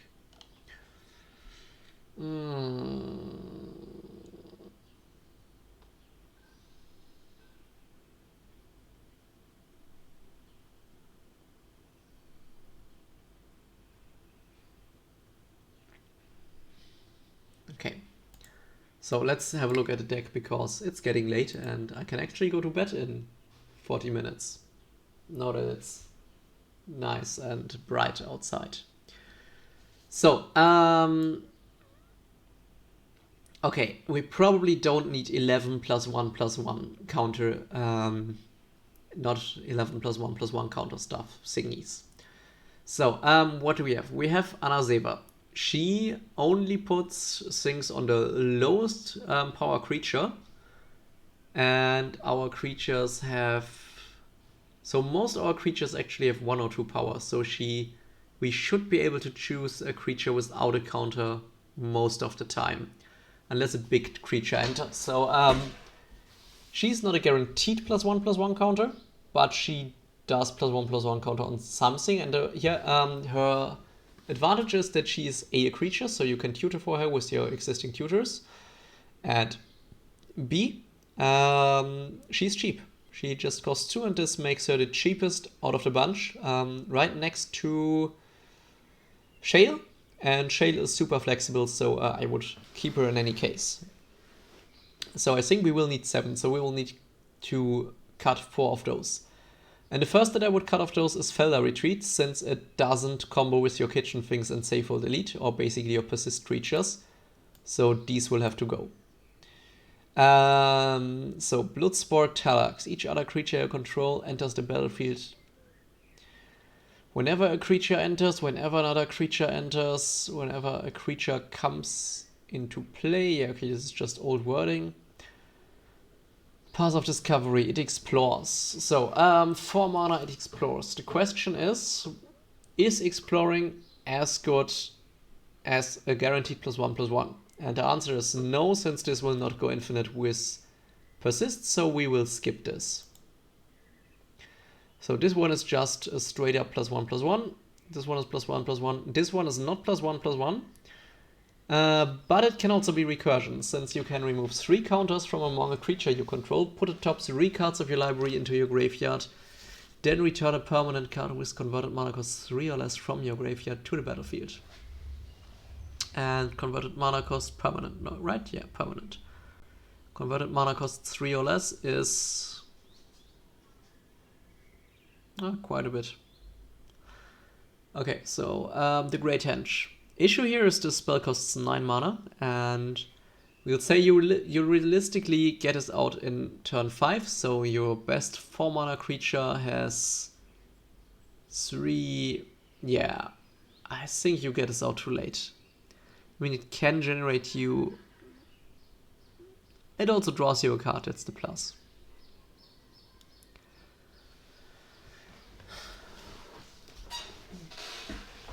Okay.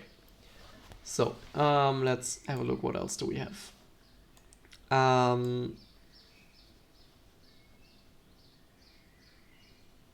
What else do we have? I think we can cut this one. How many cards do we have? 126. We need to go down to 120. All right. So you have one universal removal, 2 aura shards, 1 board wipe, 2 board wipes, another universal removal, 2 creature removal. Protection. If a permanent you control would be put into a graveyard from the battlefield this turn, exile it instead. So these are all exile effects, save for the Inspiring Call, which just draws you card. It's just. And the Together Forever, which will return it to your hand, and the Teferi's Protection, which is usually super good.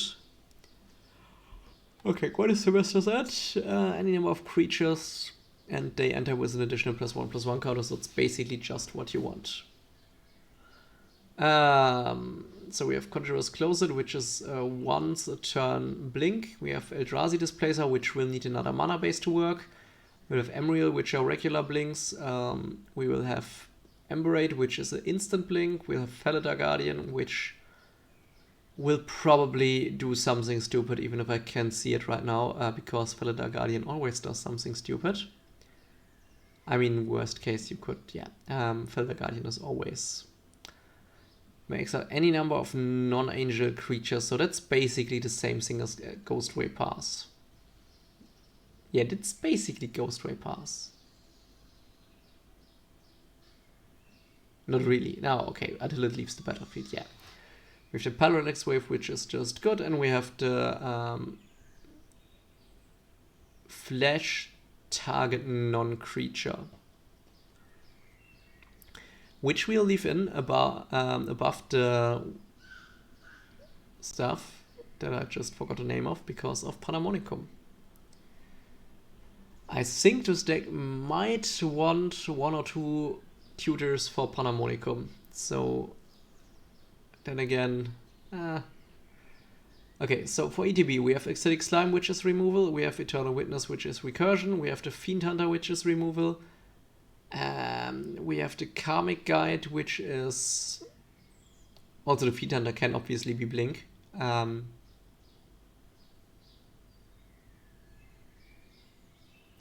I mean, you could make an argument for just keeping Altar of the Brood in here.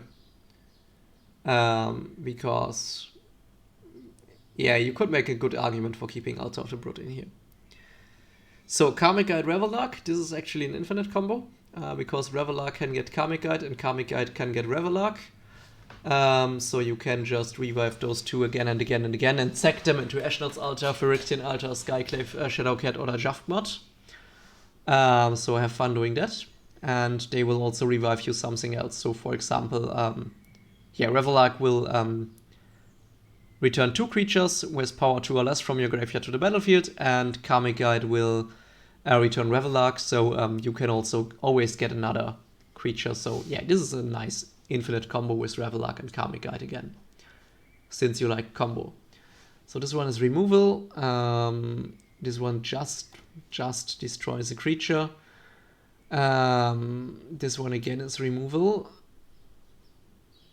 This is sadly the most inflexible removal of all. Yeah, and this one is stacks.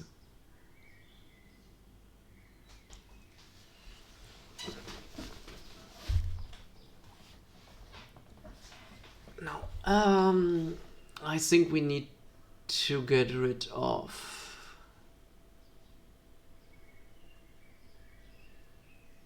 What do we need to get rid of?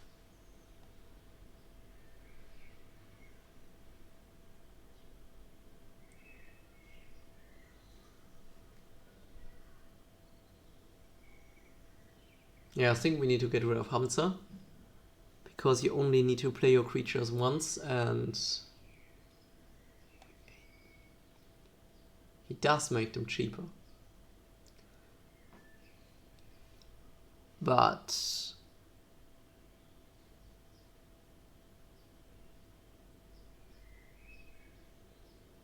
I don't think that this is relevant anywhere to win. I mean, you get your creatures out faster. This is another card that I would need to try. But I think we get Gaia's Sage out, because I mean, it evolves. Oh, I hate cutting cards. That's always the worst part.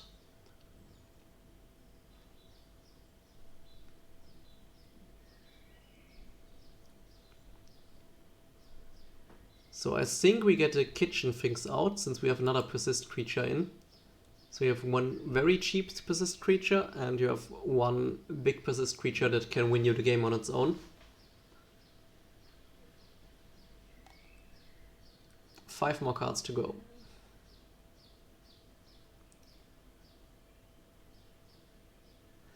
I mean, I can totally see why you want to keep the Ozolith, but do we have anything that has any evasion? Menace, Trample,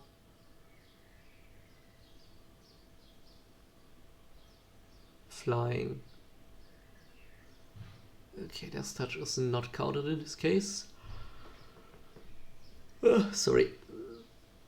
So my issue with the Ozolith is, if you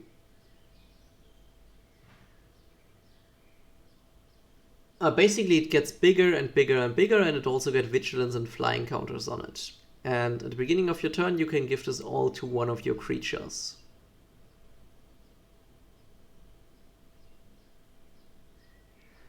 You may, at the beginning of your upkeep, target creature, genau. Creatures oder target creature? Creature. Das heißt, so if you have the Ozolith, you can make one of your creatures really, really big. But from what I see here, you don't really have all that many creatures with evasion. And so you would have one really, really big creature that gets blocked by a Lana Elf before the Ozolith is destroyed. So I would probably get rid of the Ozolith, even if it feels wrong.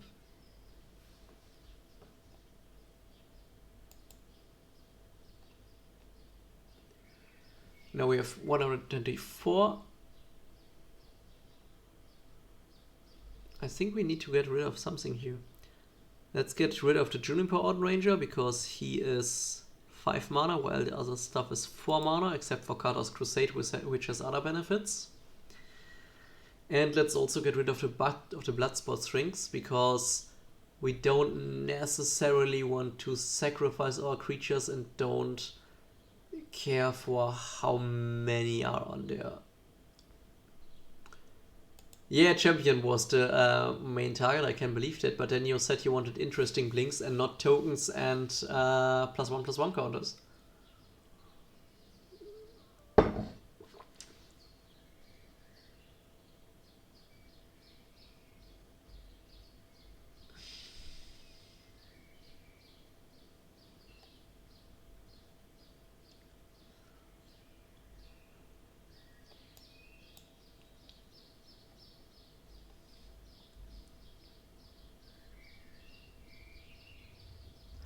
Okay, how many targets does Green Sun Zenith can remove everything, right? Yeah. Green Sun Zenith finds your combo piece. Green Sun Zenith finds card draw. Finds removal in multiple forms. Finds recursion. Yeah, Green Sun Zenith just does it all.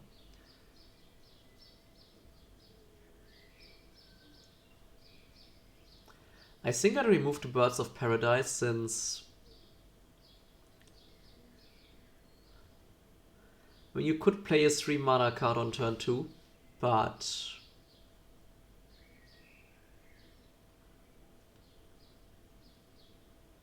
yeah, either add more mana dogs or don't add them at all, but... this is not consistent, so I will remove this one lone mana dog.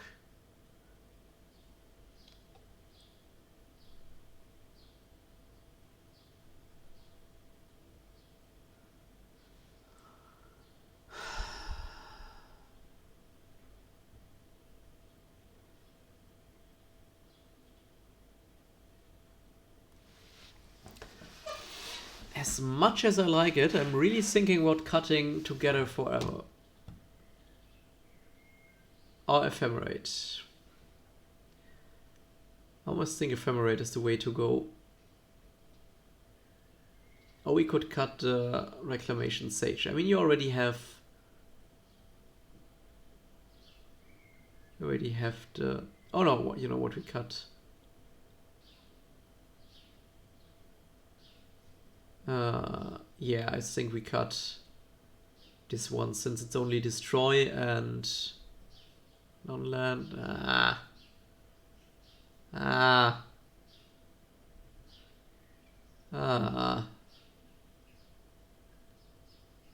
What do we cut?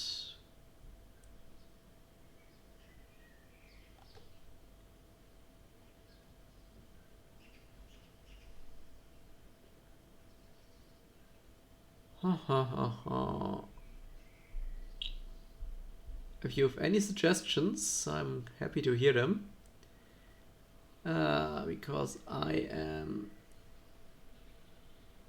thinking about Conjurer's Closet at the moment. Since you don't really have that many artifacts, and so basically, what are your artifacts? Okay, no, you have the Sack Altars. Okay, forget what I just said. And you also have Panharmonicum. Yeah, no, okay, you don't need to. And you have also the Great Hedge. Oh no, wait, we need to cut... Yeah, we need to cut one more card.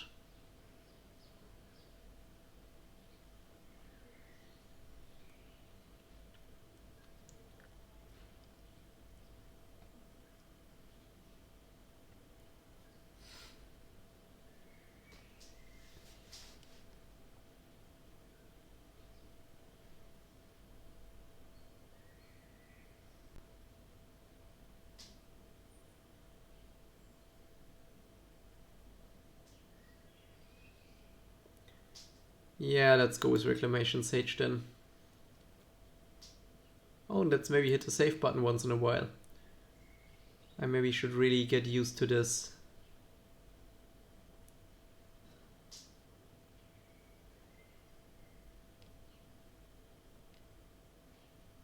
So I'm not really sure. I have a feeling that we missed a lot of interesting cards.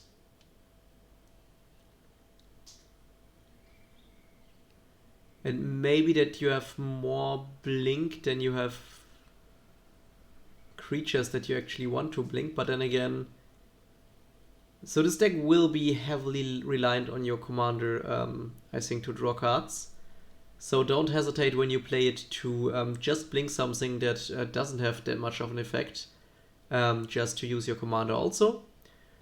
Keep in mind, if you have just two cards that can blink each other and one card that grants them +1/+1, so for example, let's say Ragnar or Katar's Crusade or basically anything, you can just blink each other to draw your entire deck with your commander. Except for the life loss. Life loss is a bitch, but yeah. You have quite a lot of combo potential in this deck. The only thing that worries me is the mana curve, really. I mean, okay, it looks fine-ish. Don't we have a Sol Ring? Yeah, we have a Sol Ring, okay. Okay, now let's have a look at the mana base. Okay, let's remove this land. Okay, the filter land is... I'll let the filter land pass for now. Okay, this one is a fetch land. Fetch land. Yeah, let's remove this one. We probably won't need this. Okay, this one is Moborg. Twilight Mire, let the filter land go for the moment. Temple Garden is Shockland, Swamp, Sunpetal Grove. We'll take this one. Overgrown Tomb, that one is fine. Nurturing Pool. Yeah, okay, I'm on board with this, especially since Suntitan can recur it. Marsh Flats, Llanowar Wastes. Nope. No need. Okay, again the card draws. 2 is okay. Shrine, not Shrine, Godless Shrine is a Shockland. Then we have the Counterland here. Forest, Fabled Passage, which we won't need because we want our mana untapped in the early game. Command Tower, Craves or Courtiers. Okay, let's take this one out again, because we're already taking a lot of damage from our commander. Canopy Vista, 2 or more basic lands. This one is so random. How do you expect to have 2 or more basic lands at any time in the game with your basic land count? Okay, let's take with this one out, and this one out. Okay. And now we can add 11 more lands. So, do you have anything that manipulates your library? No, you don't have Scry, so we don't need more fetch lands because you don't need a shuffle effect. You don't need a shuffle effect for anything, right? Am I missing something? No. Okay, you don't need to shuffle your library, so we probably won't need to add more fetch lands. What does your mana curve your mana look like? Mana cost is... Okay, most of your mana is green and white. Why are the enters untapped if you have 2 or more? They are essentially duels in the commander game, that's correct. The question is, do you need them? They are not bad. We might re-add them later. But we also need to look at what lands do we want to play. So basically the filter lands are the better duels, you could say. Since you will have one of your... Yeah, basically 1 mana filtered into... oh wait, I'm missing the... I'm too tired. Yes, so basically, so let's go over it again. So you have the shock lands. Shock lands are great because they have basic land types and can be fetched.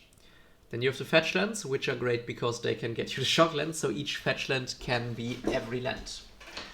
The enters untapped, if you have 2 or more opponents, they are basically the duels if you don't need to search for them.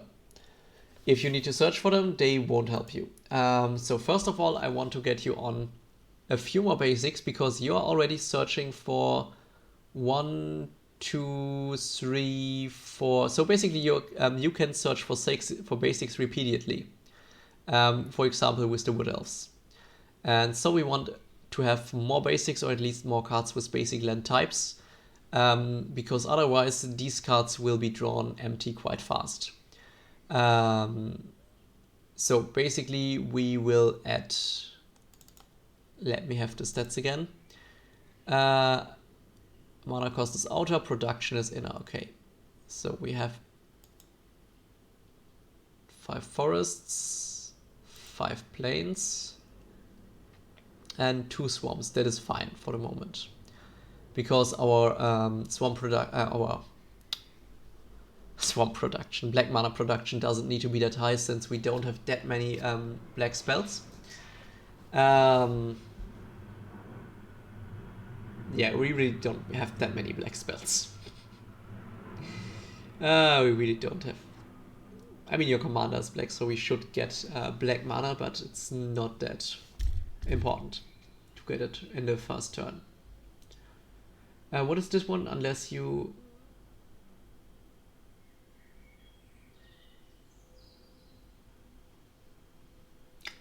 So this one, just let me phrase this card. So you spend 4 mana and tap this card, so you spend 5 mana to get 6 mana. So basically, if you have 4 other mana and this enter tap, and this may have entered tapped, you can add 2 mana with this.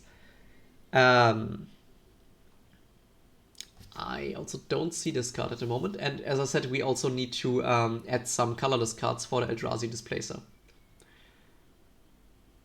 Now, for the colorless cards, I think you will have a lot of mana, a lot of cards, sorry, so we will add a Reliquary Tower. And I'm also so close to add...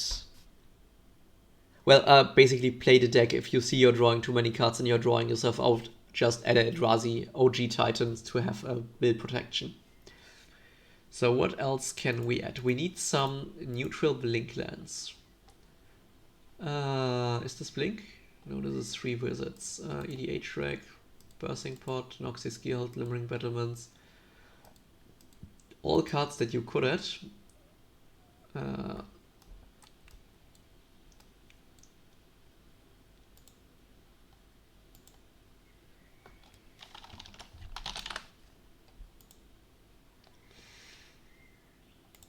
So let's have a look at a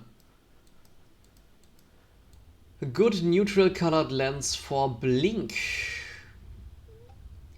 Rogue's Passage. In case you get a big creature, it's nice to get it unblockable. Also, you can make your opponent's creatures unblockable in case they are attacking another opponent. So again, a card that can be Rogue's Passage.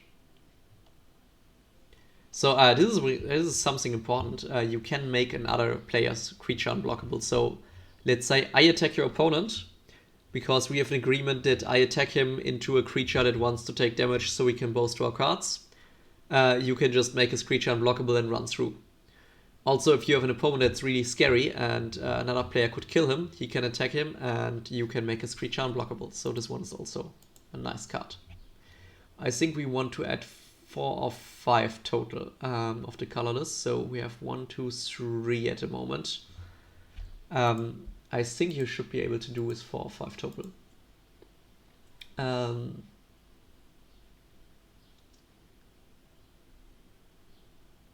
Yeah, we also want the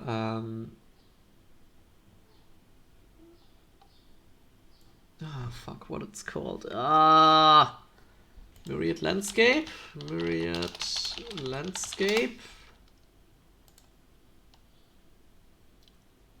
Yes, Myriad Landscape. So this one is colorless if you need to, and you can also transform it into colored later and to more mana. Myriad Landscape. So this one's basically mana ramp if you need it. So we have 30 lands now. What else do we want to add?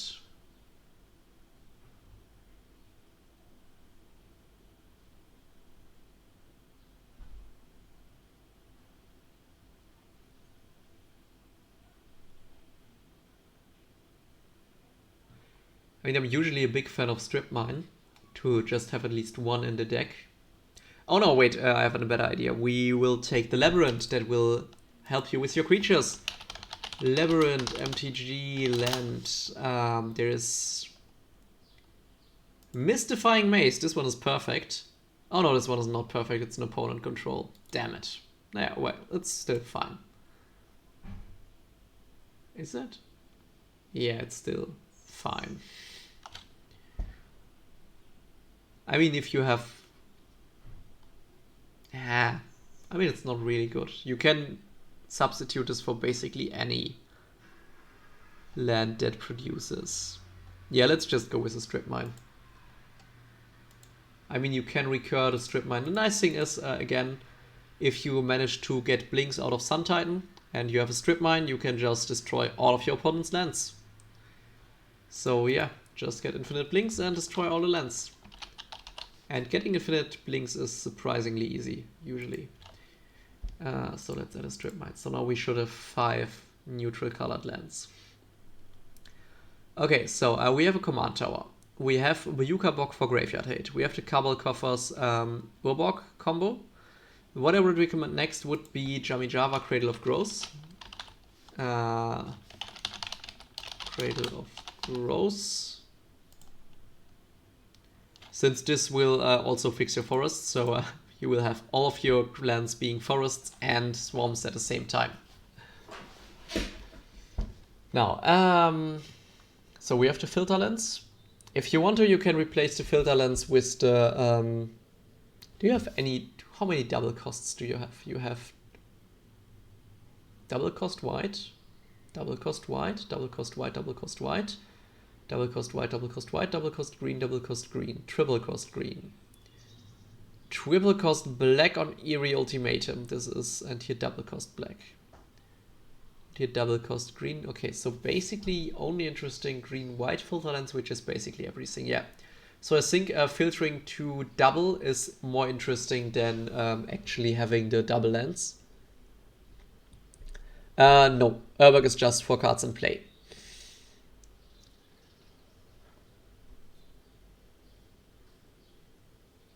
If you want to search for any land, you would need cards like Sylvan Scrying that will allow you to search for any land.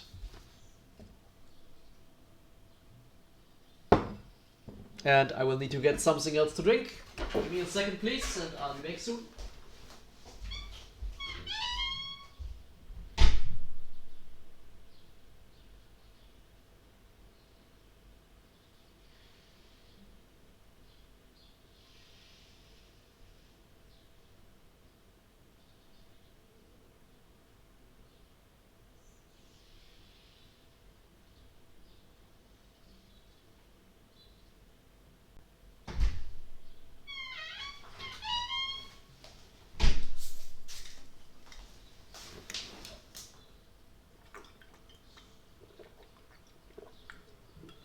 So, 4 more lands.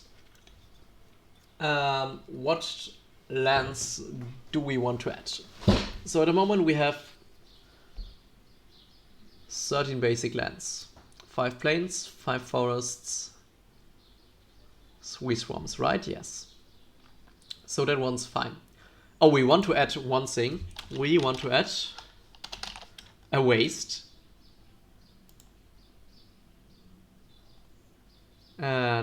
Waste. So waste is a basic land that adds a neutral mana. So you can actually search for it with cards that search for basic lands. So your... Damn it, you don't have any cards that search for basic land. Damn it, it was such a good idea. Well, okay, you could use your Path of Exile on your own creature. Damn it!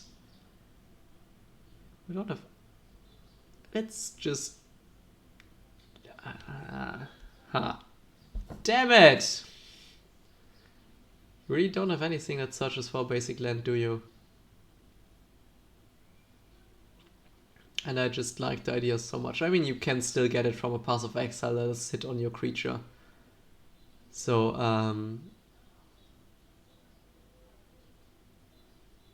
probably... I mean, the waste will make you colored mana once you have Jumpy Java and Bulborg, so that should be fine-ish.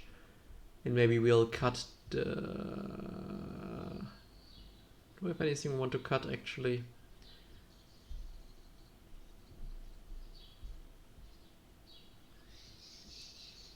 Okay, so we have 2 more lands. We will add... Do you know what the enters untapped if your opponent has... if you have 2 or more opponent land is? That is white and... White and green, actually. Yeah, we need the black and white and the white and green one, I think. We need more white. We are a little bit low on white mana, it seems.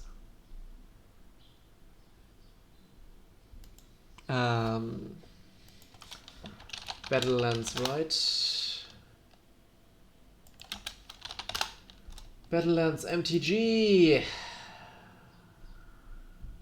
Yeah, white. There's no white and black one, but we will add a white and green one. So, okay, no, wait. Battlelands is not what I'm searching for. Enters untapped 2 opponents. Canopy Vista, is it right? Canopy Vista. Undergrowth Stadium. Let's see. Yeah, right. That were. Wait, but Undergrowth Stadium is.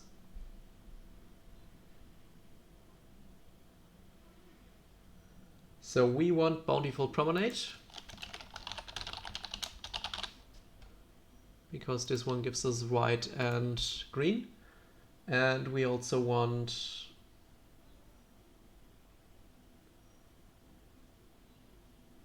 Vault of the Champion.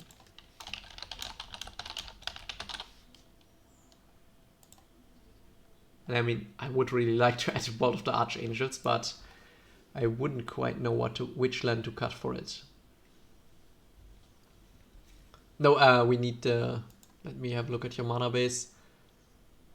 Yeah, so at the moment the black has a bit many cards and white a bit low on cards. Oh yeah, right, because of Biyuka Bog. So we might cut another swamp and add another plane.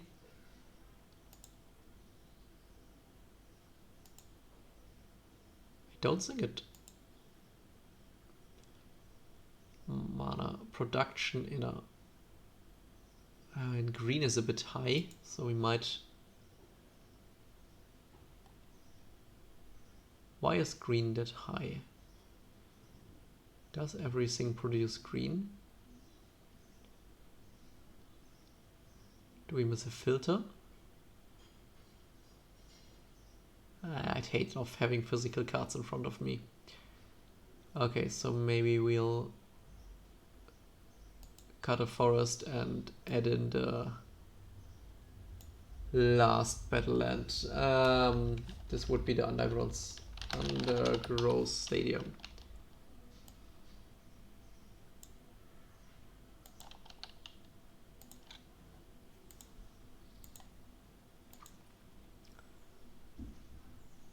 Okay, so we are still a little big on black. So let's... Do we want to remove a second swamp? Yeah, that's fine.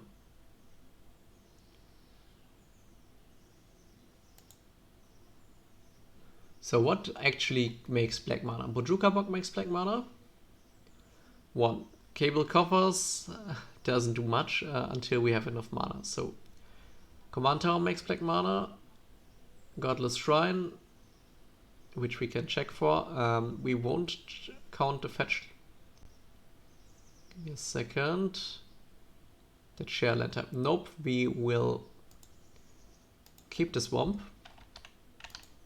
Because otherwise you can search for swamps using, and we will use 3 swamps. We will cut... where's the forest? I think we'll cut a forest. Okay, now.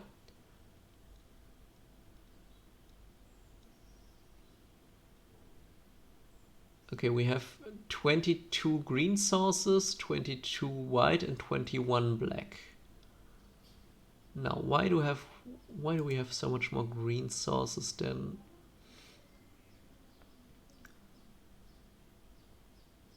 Okay, so what is actually pushing up our green sources? Wild Bastion is a filter land. So we have 3 filter lands, right?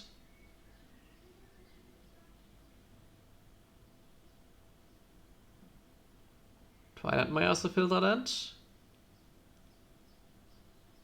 I think there is an issue with the program here.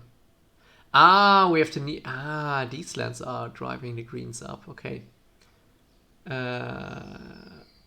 Right, that's the issue.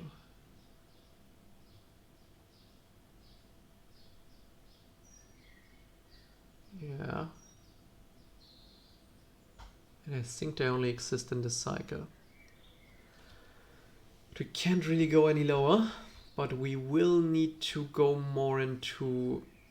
Okay, we will remove the Undergrowth Stadium. And we will go just a plane more, I think. Or maybe no, we will take...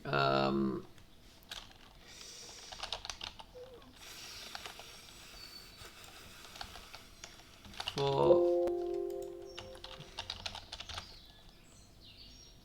Wind Orchard, is this one the right one? No, this is not the right one. This is not the one that we want. Orchard. Oh damn it, what's the name of the card?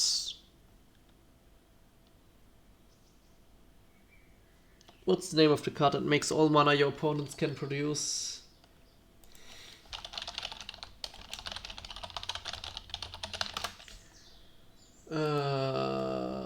Yeah, Exotic Orchard.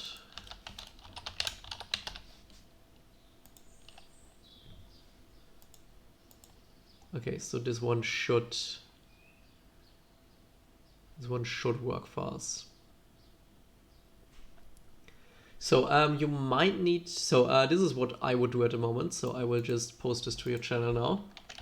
and then I will also head to bed since I will really need to go to bed now. So it's not perfect, I think. You will need to play this deck and see whether or not all categories are sufficient. So I think your mana base should be fine. If you are still low on white, just cut a swamp and add a white mana. Otherwise, I think you should be fine usually. Wait, do you want to cut a swamp? Yeah, you want to cut a swamp in case you are still in trouble with white, or just cut a wastes. So the idea behind the wastes is, just to clarify, the wastes is a basic land. And so this would allow you to fetch a waste if you really need a colorless mana for the Eldrazi Displacer to... Yeah, basically if you get past exile, you could get it, or for any other reason that would give you a basic land, you could just get it. Yeah, test it out. If you need more white mana, as I said, replace those. Or you could also just add more fetch lands. So if you find yourself you're mana flooded quite often with the deck because you draw quite a lot of cards, just try to replace the check lands, so the lands that check for not check lands. What are they called? Well, these lands that check for 2 or more opponents, just replace them with more fetch lands.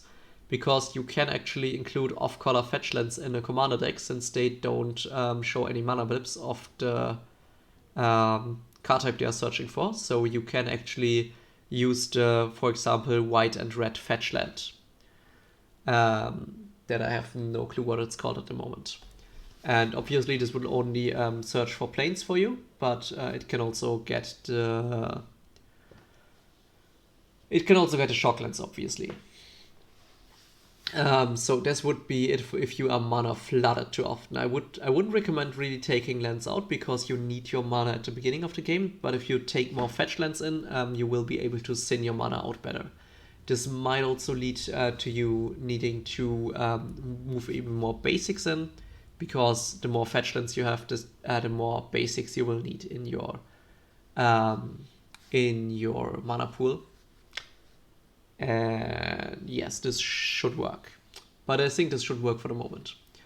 So other than that, basically turn 1 you do nothing except you have a Soul Ring or you want to remove something critical.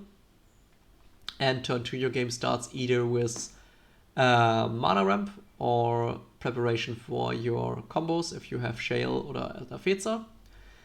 You could also tutor, but you probably won't.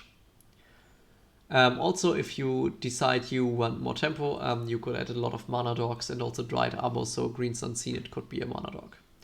So, going forward, you will want to play your creatures that hopefully get +1/+1 counters and begin to blink them. And you also want your commander out. So this is a bit convoluted because you basically want to get this commander to work.